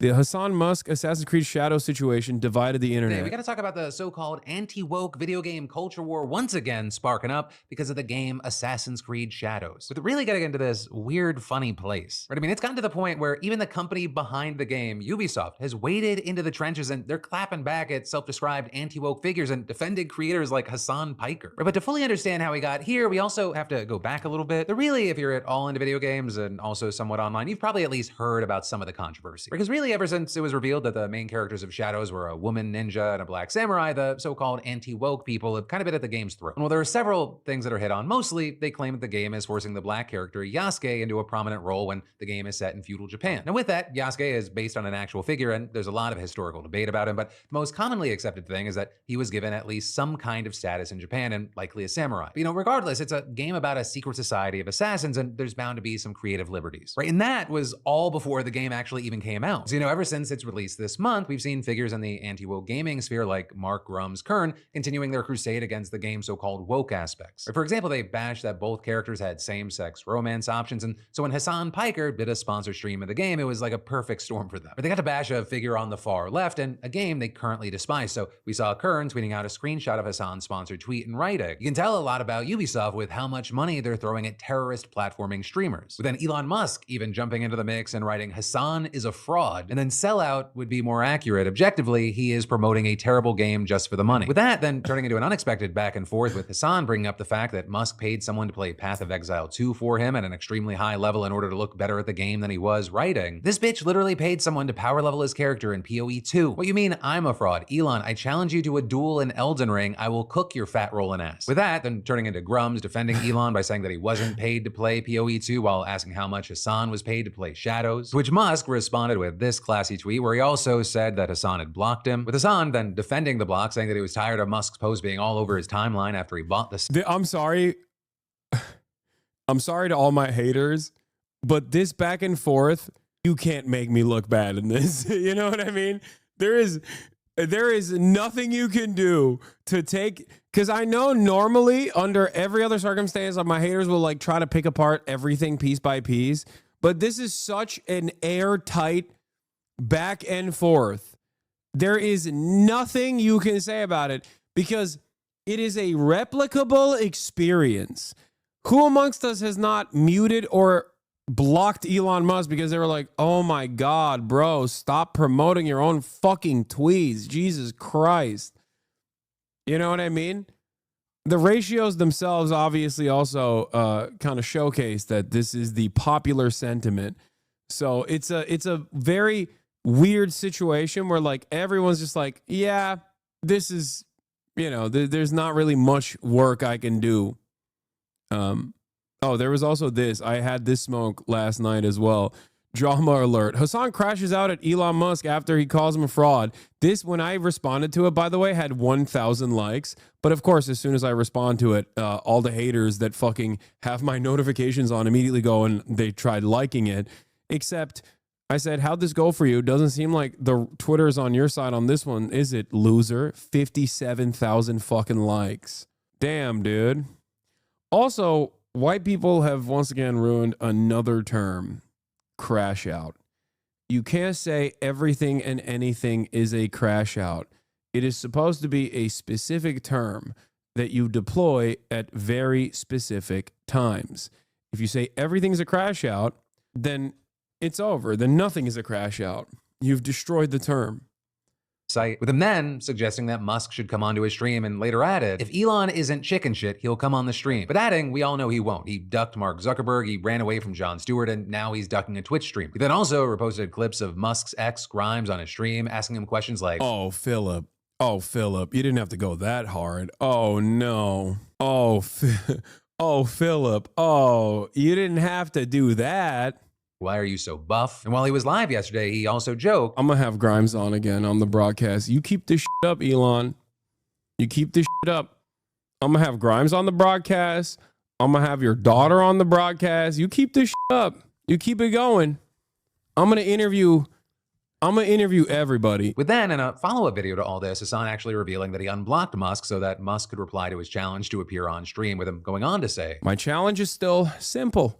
Elon Musk, come on the stream. Show everybody how not afraid you are. Except, Elon Musk, you have backed away from challenges time and time again." All of this was already enough to make the situation spread across people's timelines, but then things really took off when Ubisoft itself decided to join in and respond to Musk calling Hassan a sellout with, "Is that what the guy playing your Path of Exile 2 account told you?" But then Grums attempting to dunk on them, responding with an article that claims Shadows isn't the success that embattled Ubisoft needs right now. But then the social media person at Ubisoft being quick with it and posting, "Our game is out," which is a reference to the fact that Grums has allegedly been developing a game for years now with no tangible progress. To which Grums responded by making a few tweets making fun Oh my God.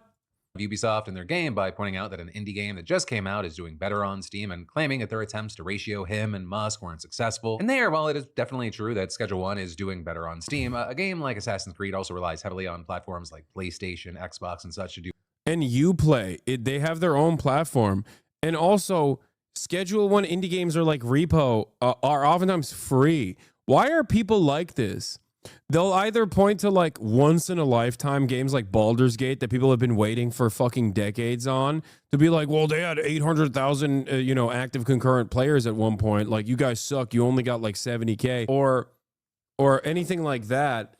And or they'll point to like Fortnite, you know what I mean? And it's like, yeah, dude, some of these games are $0. Do you know how many people can fucking play a $0 game? Or a $17 game, like a lot more people, okay? No one willingly uses Uplay. You don't have to defend it. No, I'm not saying people willingly use Uplay. I'm saying that people do get the game off Uplay or numerous other avenues, especially when it's cheaper, if it's like Ubisoft Plus or whatever, you know?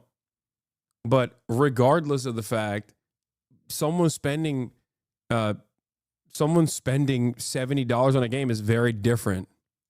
Do well, so that's not a huge indicator. But then also regarding the ratio, it looks like he took the screenshot right when it happened, because as of recording, it is a blowout with Musk's and Grum's tweets collectively getting 81,000 likes, whereas Assassin's Creed's clapback is sitting at 585,000. And this is, they also went on to retweet their burn against Musk with a quote from their own game, which also went viral. But I mean, it's even gotten to a point where it's spawning its own popular memes, and you have people claiming that the fact that the company stood up to Musk was enough for them to buy the game. Dude, that was the funniest part. Hella people were like, you know what, I'm buying it.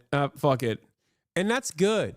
It's good for two reasons, okay? I'm not saying this as someone who did a hashtag ad for Ubisoft, and holy shit, they should be celebrating me and the social media manager for literally getting them a unlimited amount of organic advertisement. It is crazy, okay? But the reason why I celebrate it is because I think people are sick and tired of these fucking losers. I think this was a cathartic moment for a lot of people where these fucking losers have been so loud on the timeline, like constantly chirping, like, oh my God, don't play this game. Don't, like, they have become significantly worse than the SJWs, because at least the SJWs are like advocating for empathy. They get annoying. Radlibs are annoying. That much is true. But at least they're like annoying in the direction of things that people agree with. Radlibs make agreeable positions annoying and unagreeable. These guys, on the other hand, make unagreeable positions impossible to fucking contend with. Like, no one wants to hear from them. No one wants to hear from Radlibs, but they still kind of agree. They're like, yeah, don't be racist. That's fucked up. These guys are like, you have to be racist. You have to be racist. Why are you not racist? I'm racist. Everyone around me is racist. And I'm also a fucking pervert. I'm a pervert. I'm the biggest pervert of all time. You don't understand. I need to be able to jerk off to every fucking character. This is my only thing that I care about. And it's like, you should be ashamed of saying things like that. You should be ashamed of thinking things like that. Okay? You should literally be afraid and ashamed to outwardly present these as your values. And yet, not only do you say that, but you get a lot of love from other fucking losers as well. And I think finally people are frustrated with this enough where this was like a boiling point. You know? This was a point where everyone basically was like, oh, thank God a fucking brand is not capitulating to these anti-woke lynch mobs. Jesus Christ. That's the energy I got from the internet yesterday. You know? Because it was, oh God, this circle jerk must end, okay? I'm done. I'm done with it. I mean, I've never been on board with it anyway. I've never entertained it. I've yelled at people like this for quite some time, but Jesus Christ, dude. Oh. Now rather than wait for a sale. Though all of this is, you have some claiming that Ubisoft is buying likes and spending time on this, which is why they're in financial trouble right now. But really, we haven't seen any real proof that the likes were purchased. Not to mention that it appears that the success of Shadow has actually helped their stock. Also with this, I'll say that's the biggest copium. Oh, dude. Yeah, people don't hate us for constantly yelling that, like, the main character is black or a woman or the credit sequence is too long or any number of different things that we made up and got upset about the things that we made up. Like, I imagined you doing something that you didn't do and now I'm angry at you. Like, all this stuff. All this, like, shitty girlfriend behavior, okay? Like, in my dream, I dreamed that you were cheating on me, and now it's your fault. Like, that's basically how Grums operates, or a lot of what these like right-wing accounts do is basically, I imagine that, Japanese people are very frustrated with Assassin's Creed. And I'm not going to check, and it doesn't matter because other people who are also collectively hallucinating this false reality are also mad at you for said false reality that doesn't exist in the real world. That it's very interesting that a social media team like for Ubisoft is doing something like this. That's kind of rare because they're at a place where they don't want to alienate potential fans and lose sales. And so you have outlets like Forbes backing this up, writing, it is very hard to get tweets fully approved for big name brand accounts. So to have Ubisoft social snap after months and months of harassment is something to behold. Though I will say, I do think that we're going to see more and more of this in the future, especially on platforms like X. Because when it comes to all the different social media companies, They actually went as far as making burner accounts on social media pretending to be Japanese historians complaining about how the game is racist. Yeah, no, there are a lot of those guys, like the right-wing foreigners in Japan accounts. They're a serious issue. And they do have the tendency to like get right-wing Japanese accounts to actually get on board with this messaging too, because they're all fucking hogs. So our hogs are actually dominating their hogs' brains and giving them brain rot too. It becomes a whole problem. Are a lot of similarities, but also depending on certain platforms, things thrive more than in other places. And so, when it comes to X, I guess the primary currencies I would call it would be clapbacks and dunking on, right? X, Twitter, so much of it is essentially just people fighting. And so seemingly more and more people want brands to step up. Or when they get hit, they don't want some lawyer speak professional statement. Yes. They'd rather the brand respond, sounds like your bitch made. Now, obviously not all brands, for now we'll have to wait to see if the fuck it will never make them happy sort of mindset is what continues to grow, or if this is more of an outlier situation. But then next up from that in the news, we got to talk about Ubisoft promoting Assassin's Creed Shadows here in Japan in Chinese. No, I'm not joking. This guy is supposed to be Japanese, by the way. He's the white guy who LARPs as a Japanese guy. Here is Hideki Kamiya, chief game designer, Devil May Cry, Bayonetta. Someone goes, "Oh no, why you, Hideki? I respected you. Take some balls and defend your land, dude. What the fuck? Can't you see the agenda behind this? It's clear as day. Don't be a traitor to your own beautiful culture." To which he responded with, "It seems insects have even created poetry. What a remarkable evolution." Which is fucking awesome. How do you not feel embarrassed to write this, man? How do you not feel embarrassed to write this? A lot of people, by the way, this is why I say everyone's a liberal. Because what these guys are doing is no different than the well-established radlib narratives in the past of, people wearing kimonos, okay? This was a big point of contention. My culture is not your costume. This is what a lot of radlibs would get upset about in the 2016 era, in the heyday of like BuzzFeed and whatnot. They'd be like, "Oh, you're wearing a kimono. It's not cultural appreciation. It's cultural appropriation. What's the line? What's the boundary? Nobody cares. Cultural appropriation discourse," right? Ironically enough, this is why I say everyone's a liberal at the end of the day, because these guys are also doing, why don't you care about the cultural appropriation, but like in a right-wing fashion, okay? That's what this is. That's exactly what this is. Don't lie, communists got very mad about that too. Dog, I don't care what other people got mad at. Are you fucking stupid?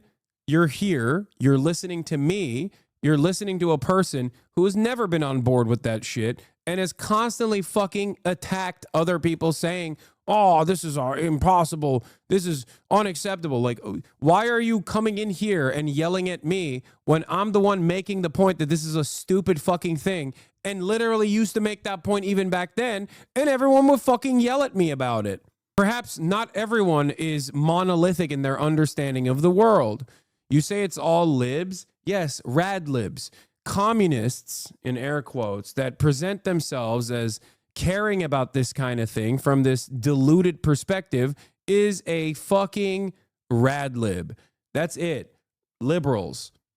I call conservatives liberals, right-wingers liberals, even Nazis liberals as well. So this is the reason why I'm saying liberals, radlibs in particular. You are wrong on this one. No, I'm not. And you have no solution, you have no counterexample, and you have no retort. That's why you said, you are wrong on this one, and shut the fuck up. Okay, I'm not wrong on this one. Because guess what? Lo and behold, I remember this because I used to wear a kimono and people who were super woke in my audience would get mad at me for it. So then I went in and I did a little bit of fucking research. And I found out that Japanese people actually not only not give a shit that people wear kimonos in the Western world, but they fucking love it. And as a matter of fact, kimonos becoming like a prominent fixture in Western fashion revitalized the Kyoto kimono industry. So no, they fucking love that shit. And Japanese people in general, when it comes to Ghost of Tsushima or games like this, actually like it. And I know that they like it because I have similar experiences. This is the same dynamic for Mexicans, okay?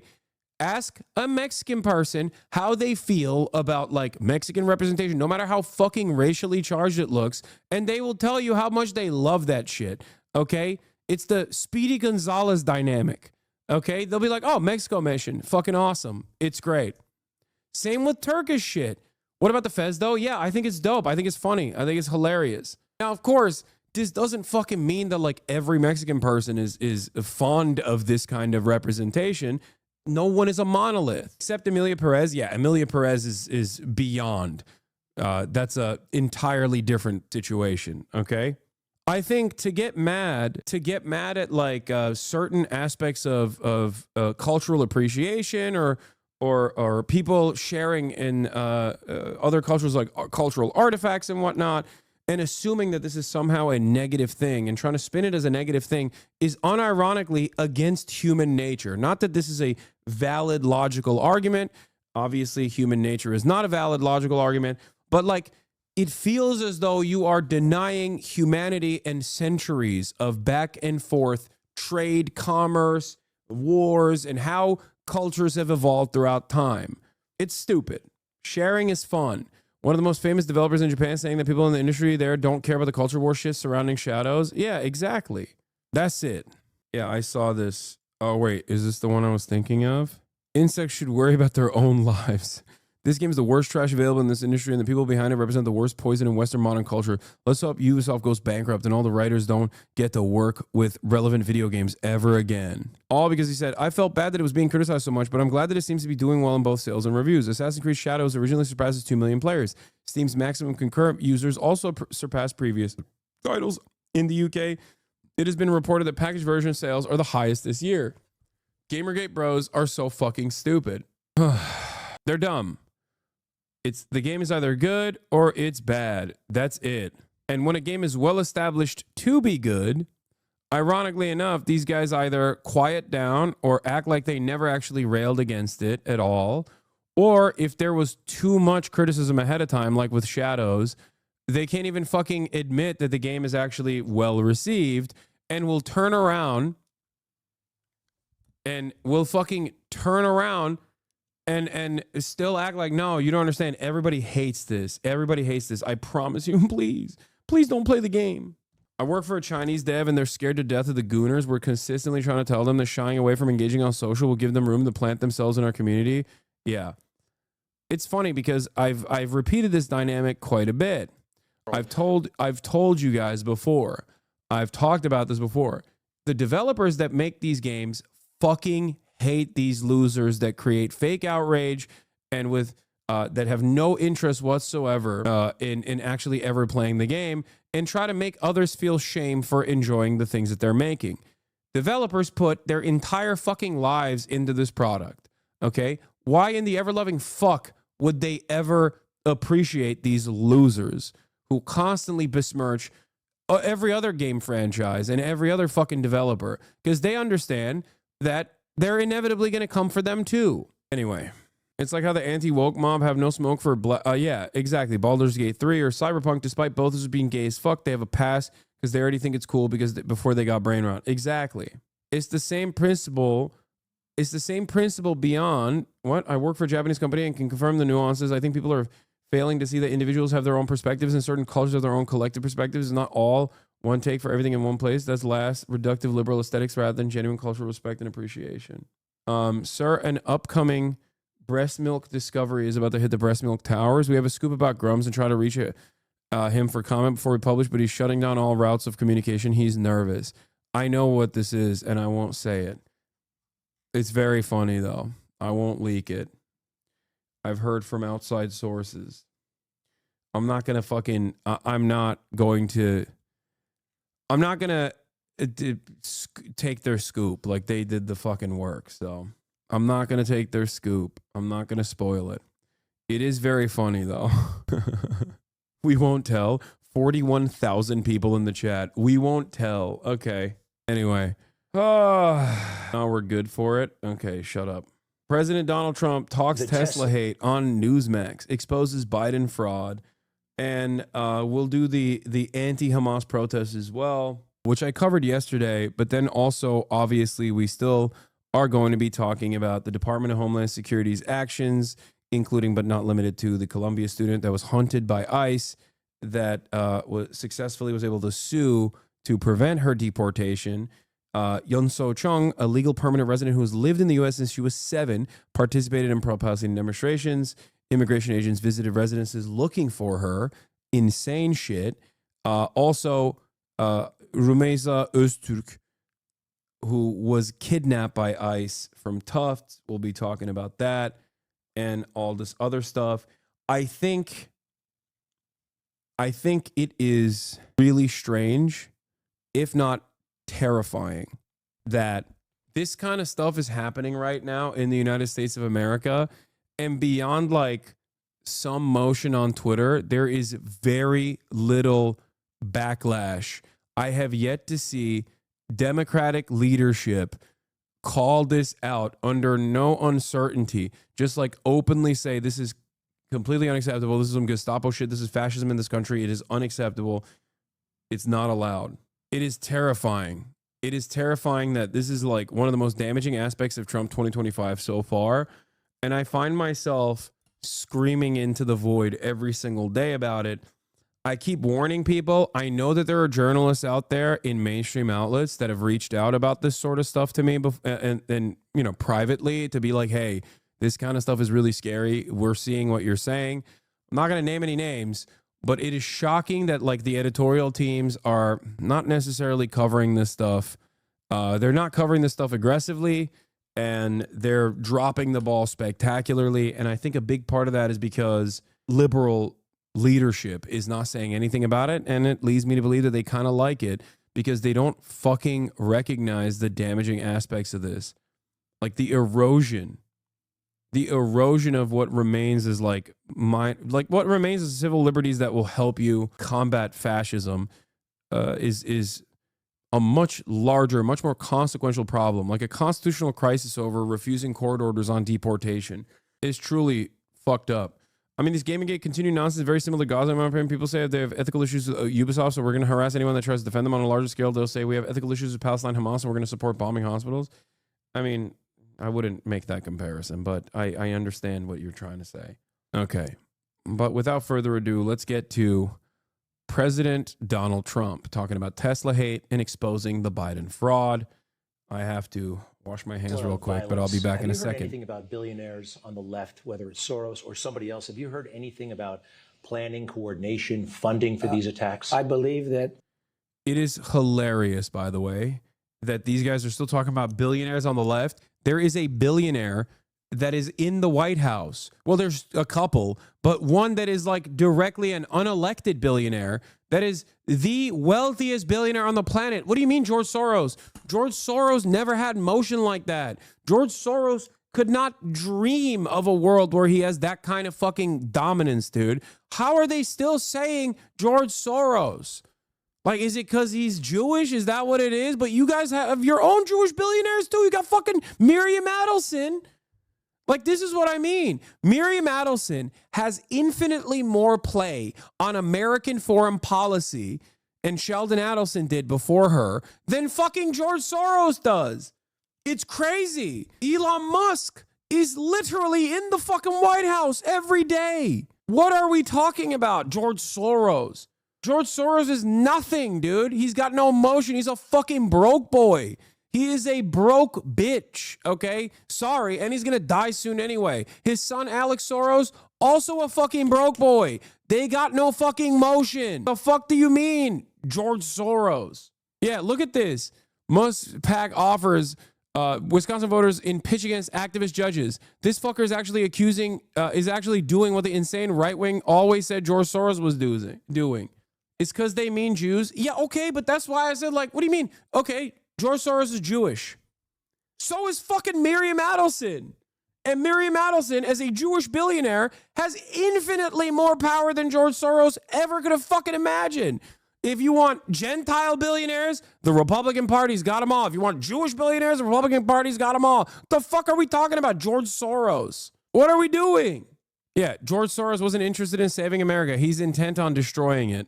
George Soros never destroyed the Dallas Mavericks, okay? For Texan Republicans, remember that. George Soros did not destroy the Dallas fucking Mavericks. You know who did? Miriam fucking Adelson. That's right. Focus up. If George Soros, fuck it, not even George Soros. Mark Cuban is a George Soros style billionaire, right? What did Mark Cuban do with the Mavs versus the George Soros of the right? Mark Cuban is a woke billionaire, if there is such a thing, okay? He loved Luka. Look at fucking goddamn Miriam Adelson. What did she do to Luka? How can you consider yourself an honest-to-God patriot and a Dallas lover, a Texan, and still think this is appropriate? Miriam Adelson not only has so much motion when it comes to American foreign policy, dominating American foreign policy, if your loved ones inevitably go and fucking get their dick shot off in the Middle East on endless conquest yet again to defend Israel's interests, that is literally Miriam Adelson would have played a role in this, okay? She will have played a direct role in this only because Donald Trump unironically does something that is so above and beyond in terms of just like, oh, you gave me $100 million, I will do everything you want. And Miriam is like, guess what? I want you to permanently annex the fucking West Bank. I want you to do this and this and this. And Trump will be like, yes, ma'am, of course. Oh, yeah, I will push Benjamin Netanyahu's seat when he comes here. He's so transparent about it. So, yeah, it's a real pay-for-play initiative there. And Miriam personally has played a role in this. A role that George Soros couldn't even fucking imagine. And this is beyond talking about the obvious fucking Elon Musk. Elon Musk is not just any billionaire. He is the wealthiest billionaire. He is the most powerful billionaire. And he literally is using the administrative state like a fleshlight. The other day, this dipshit Marco Rubio started tweeting about fucking South Africa. It's like, bro, what are you saying? What are you doing? Who the fuck? What do you mean South Africa? They're using slogans in South Africa. We have to put an end to this. Like, to which I responded with, Elon Musk is... Marco Rubio said, "Kill the Boer is a chant that incites violence. South Africa's leaders and politicians must take action to protect Afrikaner and other disfavored minorities. The United States is proud to offer those individuals who qualify for admission to our nation amid this continued horrible threat of violence." To which I responded with, Elon Musk is running his weird mangled dick through every orifice of this government. Like, he's using Marco Rubio like a flesh puppet. He shoved his disgusting hand up his asshole and is moving his fucking mouth like this. And you guys are like, what about George Soros? I can't believe I went on a fucking 20-minute rant over this because he just he invoked leftist billionaires like George Soros. Fuck me. That is part of it. Yeah, there are some of them that were involved with my trials that were, I think, probably involved with that also. And, you know, Elon's done a very good job. He's found tremendous waste, fraud, and abuse, like levels you've never seen. People that don't show up to work and they get checks. I mean, so many different things that you can't even go over. It is so much. Done a great job. And he's basically a patriot. You know, he's in business, and I've gotten to know him primarily through the campaign. He endorsed me. I appreciated it. But I didn't know him very well before that, hardly at all. And he's essentially a patriot. He's a wonderful patriot. He loves the country. But he has never asked me, think of this, and he's got plenty of right to, I guess. Doesn't mean I'm going to do it. I probably won't. No favors? But he's never asked me for a favor. Not one time has he said, you know, as an example, I just got rid of the electric car mandate. You're actually allowed to go out and buy a gasoline-driven car or a hybrid or whatever you want, or electric. And he never came to me and said, could you do me a favor? Don't do that. You know, he's a legitimate guy, and he's doing this because it's for the good of the country. And we are finding hundreds of billions of dollars of fraud.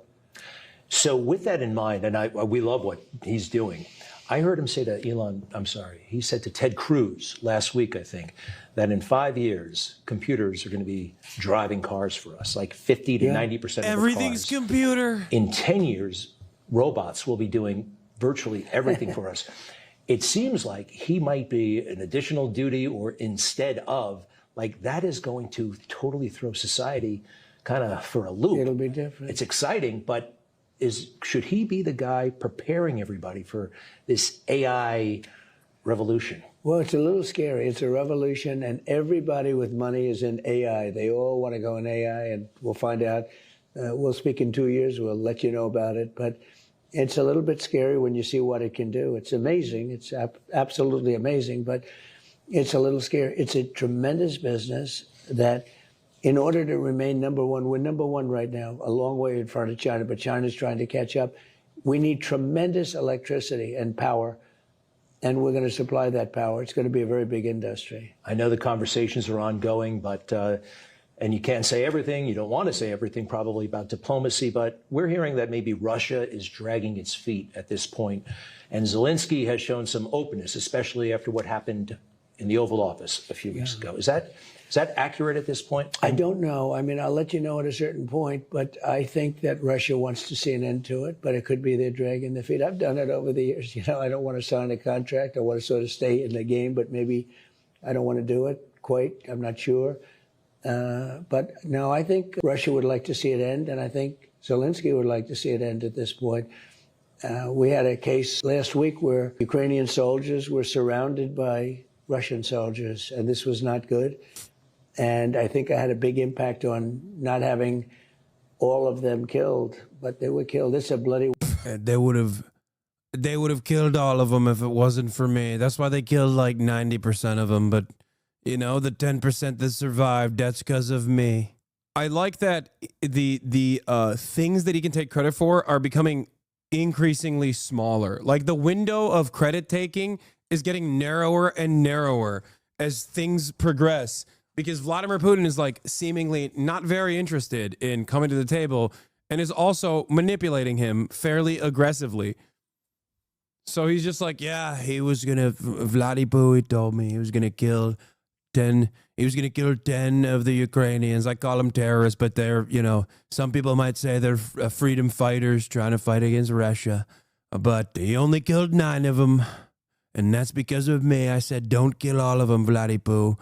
So and he said, okay, I'll kill only 9. That's right, I saved his life. He doesn't have a leg no more, but his life is still better. You know, I once had a friend who also lost a leg. They'd call him Stumpy.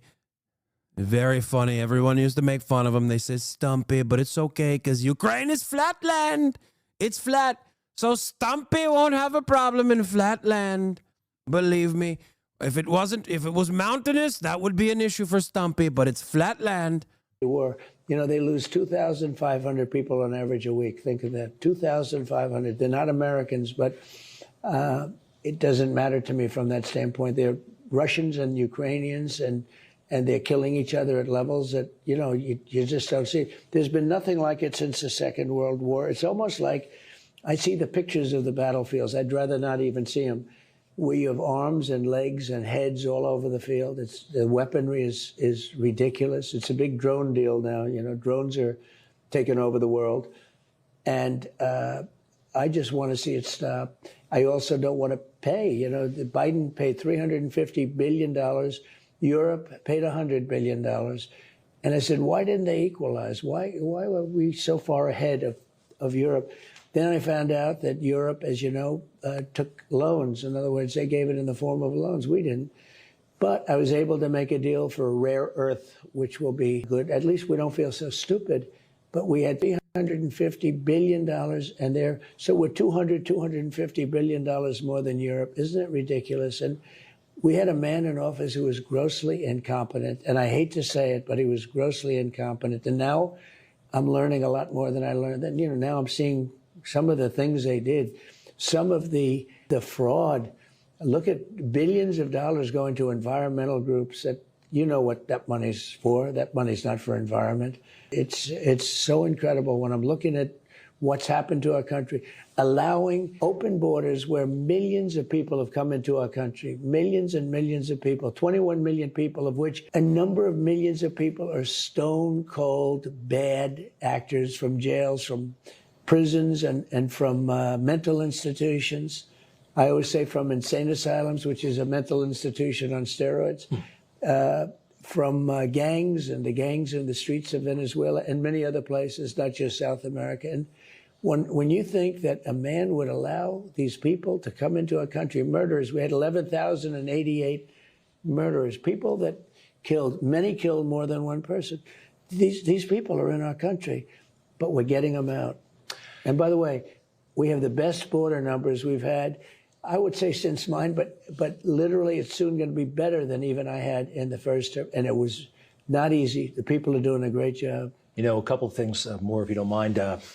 You're such a positive person, and I love it. You even acknowledge that there Famously, Trump is a positive person. will be disturbances with the tariffs. There will be disturbances. Question is, how bad could those disturbances? This is so funny because he has to couch it with like glaze, because the real question is like, dude, how bad are you gonna fuck the economy? It's like between you and I, like I'm a big fan, but like, what's up with these fucking tariffs? Like how much are you gonna punish us? I mean, we love you and you're so magnanimous and so great, but like, can you please, like, will millions suffer or will it be tens of thousands? You know, can we manage the damage here? Be, and how far are you willing to go when it comes to April 2nd? I know there are some exceptions and it's an ongoing discussion, but not too many. Not too many exceptions. No, I don't want to have too many exceptions. Yeah. Look, we've been ripped off for 45 years by other countries, 50 years more. We always were soft and weak. It's almost like we had people that didn't know what they were doing. We were just ripped as a country like nobody has ever seen before. That's why we owe $36 trillion in debt. And it's time that we get some of that money back, maybe a lot of that money back. And this had to be done. We couldn't let this continue. And, you know, it's friend and foe, but oftentimes so-called friends were worse than the foes. You take a look at the European Union, what they did to this country, the way they took it to the cleaners, and China, you know about. And I charge ripped off. A tremendously successful first term. We had the highest increase for stock market in the history of our country, 88%, went up 88%. NASDAQ went up some enormous number. We had the best numbers in the history of our country. More on South Africa. The U.S. is giving white Afrikaners refugee status to flee the U.S. That was an Elon position, by the way. Completely playing into the idea that there's a white genocide. They also kicked the South African ambassador out of the U.S. for race baiting. Madness. The ambassador found out through a Rubio tweet. I like that the current American government loves Israel so much that they want to bring back South African apartheid. They're like, we love Israel because it's an apartheid, and we want to fucking bring back the South African apartheid, and we're going to start doing clandestine operations and try to destabilize South Africa. It's fantastic. That's it. They're just like, yeah, there's a real white genocide. We got to reinstate the apartheid in South Africa. We got to right the wrongs of the past. Country, and yet we were ripped off by so many of these nations, and it was so sad to watch it. And frankly, had COVID not come along, because that was another thing, we had to fix it. It was very destructive to the whole world, but we had to fix it. And yet I handed back the reins of a country that was better. Think of it, the stock market was higher than it was just prior to COVID coming in. We had an amazing period of time. We rebuilt the military, biggest tax cuts in history, biggest regulation cuts in history. And now we're doing it again. But I think we're going to do it even better. And we have unbelievable people. Our economic people are the best in the world. Even now, you were here a little while ago, we just approved a lot of ambassadors going into other nations, et cetera, and they're great. They're just great people. I think we're going to have a tremendous success. I know some people say, oh, do you think it's too much? Well, they've been doing this to us for many years, whether it's China or India or Brazil or so many other places. And all we're going to do, it's reciprocal. We're just going to be reciprocal. In fact, I'll probably be more lenient than reciprocal, because if I was reciprocal, that would be That would be very tough for people. But we've been ripped off as a country like no country has ever been ripped off before. I read some of these deals that I don't like Trump, but he's been doing an amazing job at what? Destroying the American empire? Lol, baited. Oh, got it. All right, let's move on from Trump. Let's get to Gaza. But this time, an issue in Gaza that the mainstream is really excited to cover for once. Damn, this guy's good.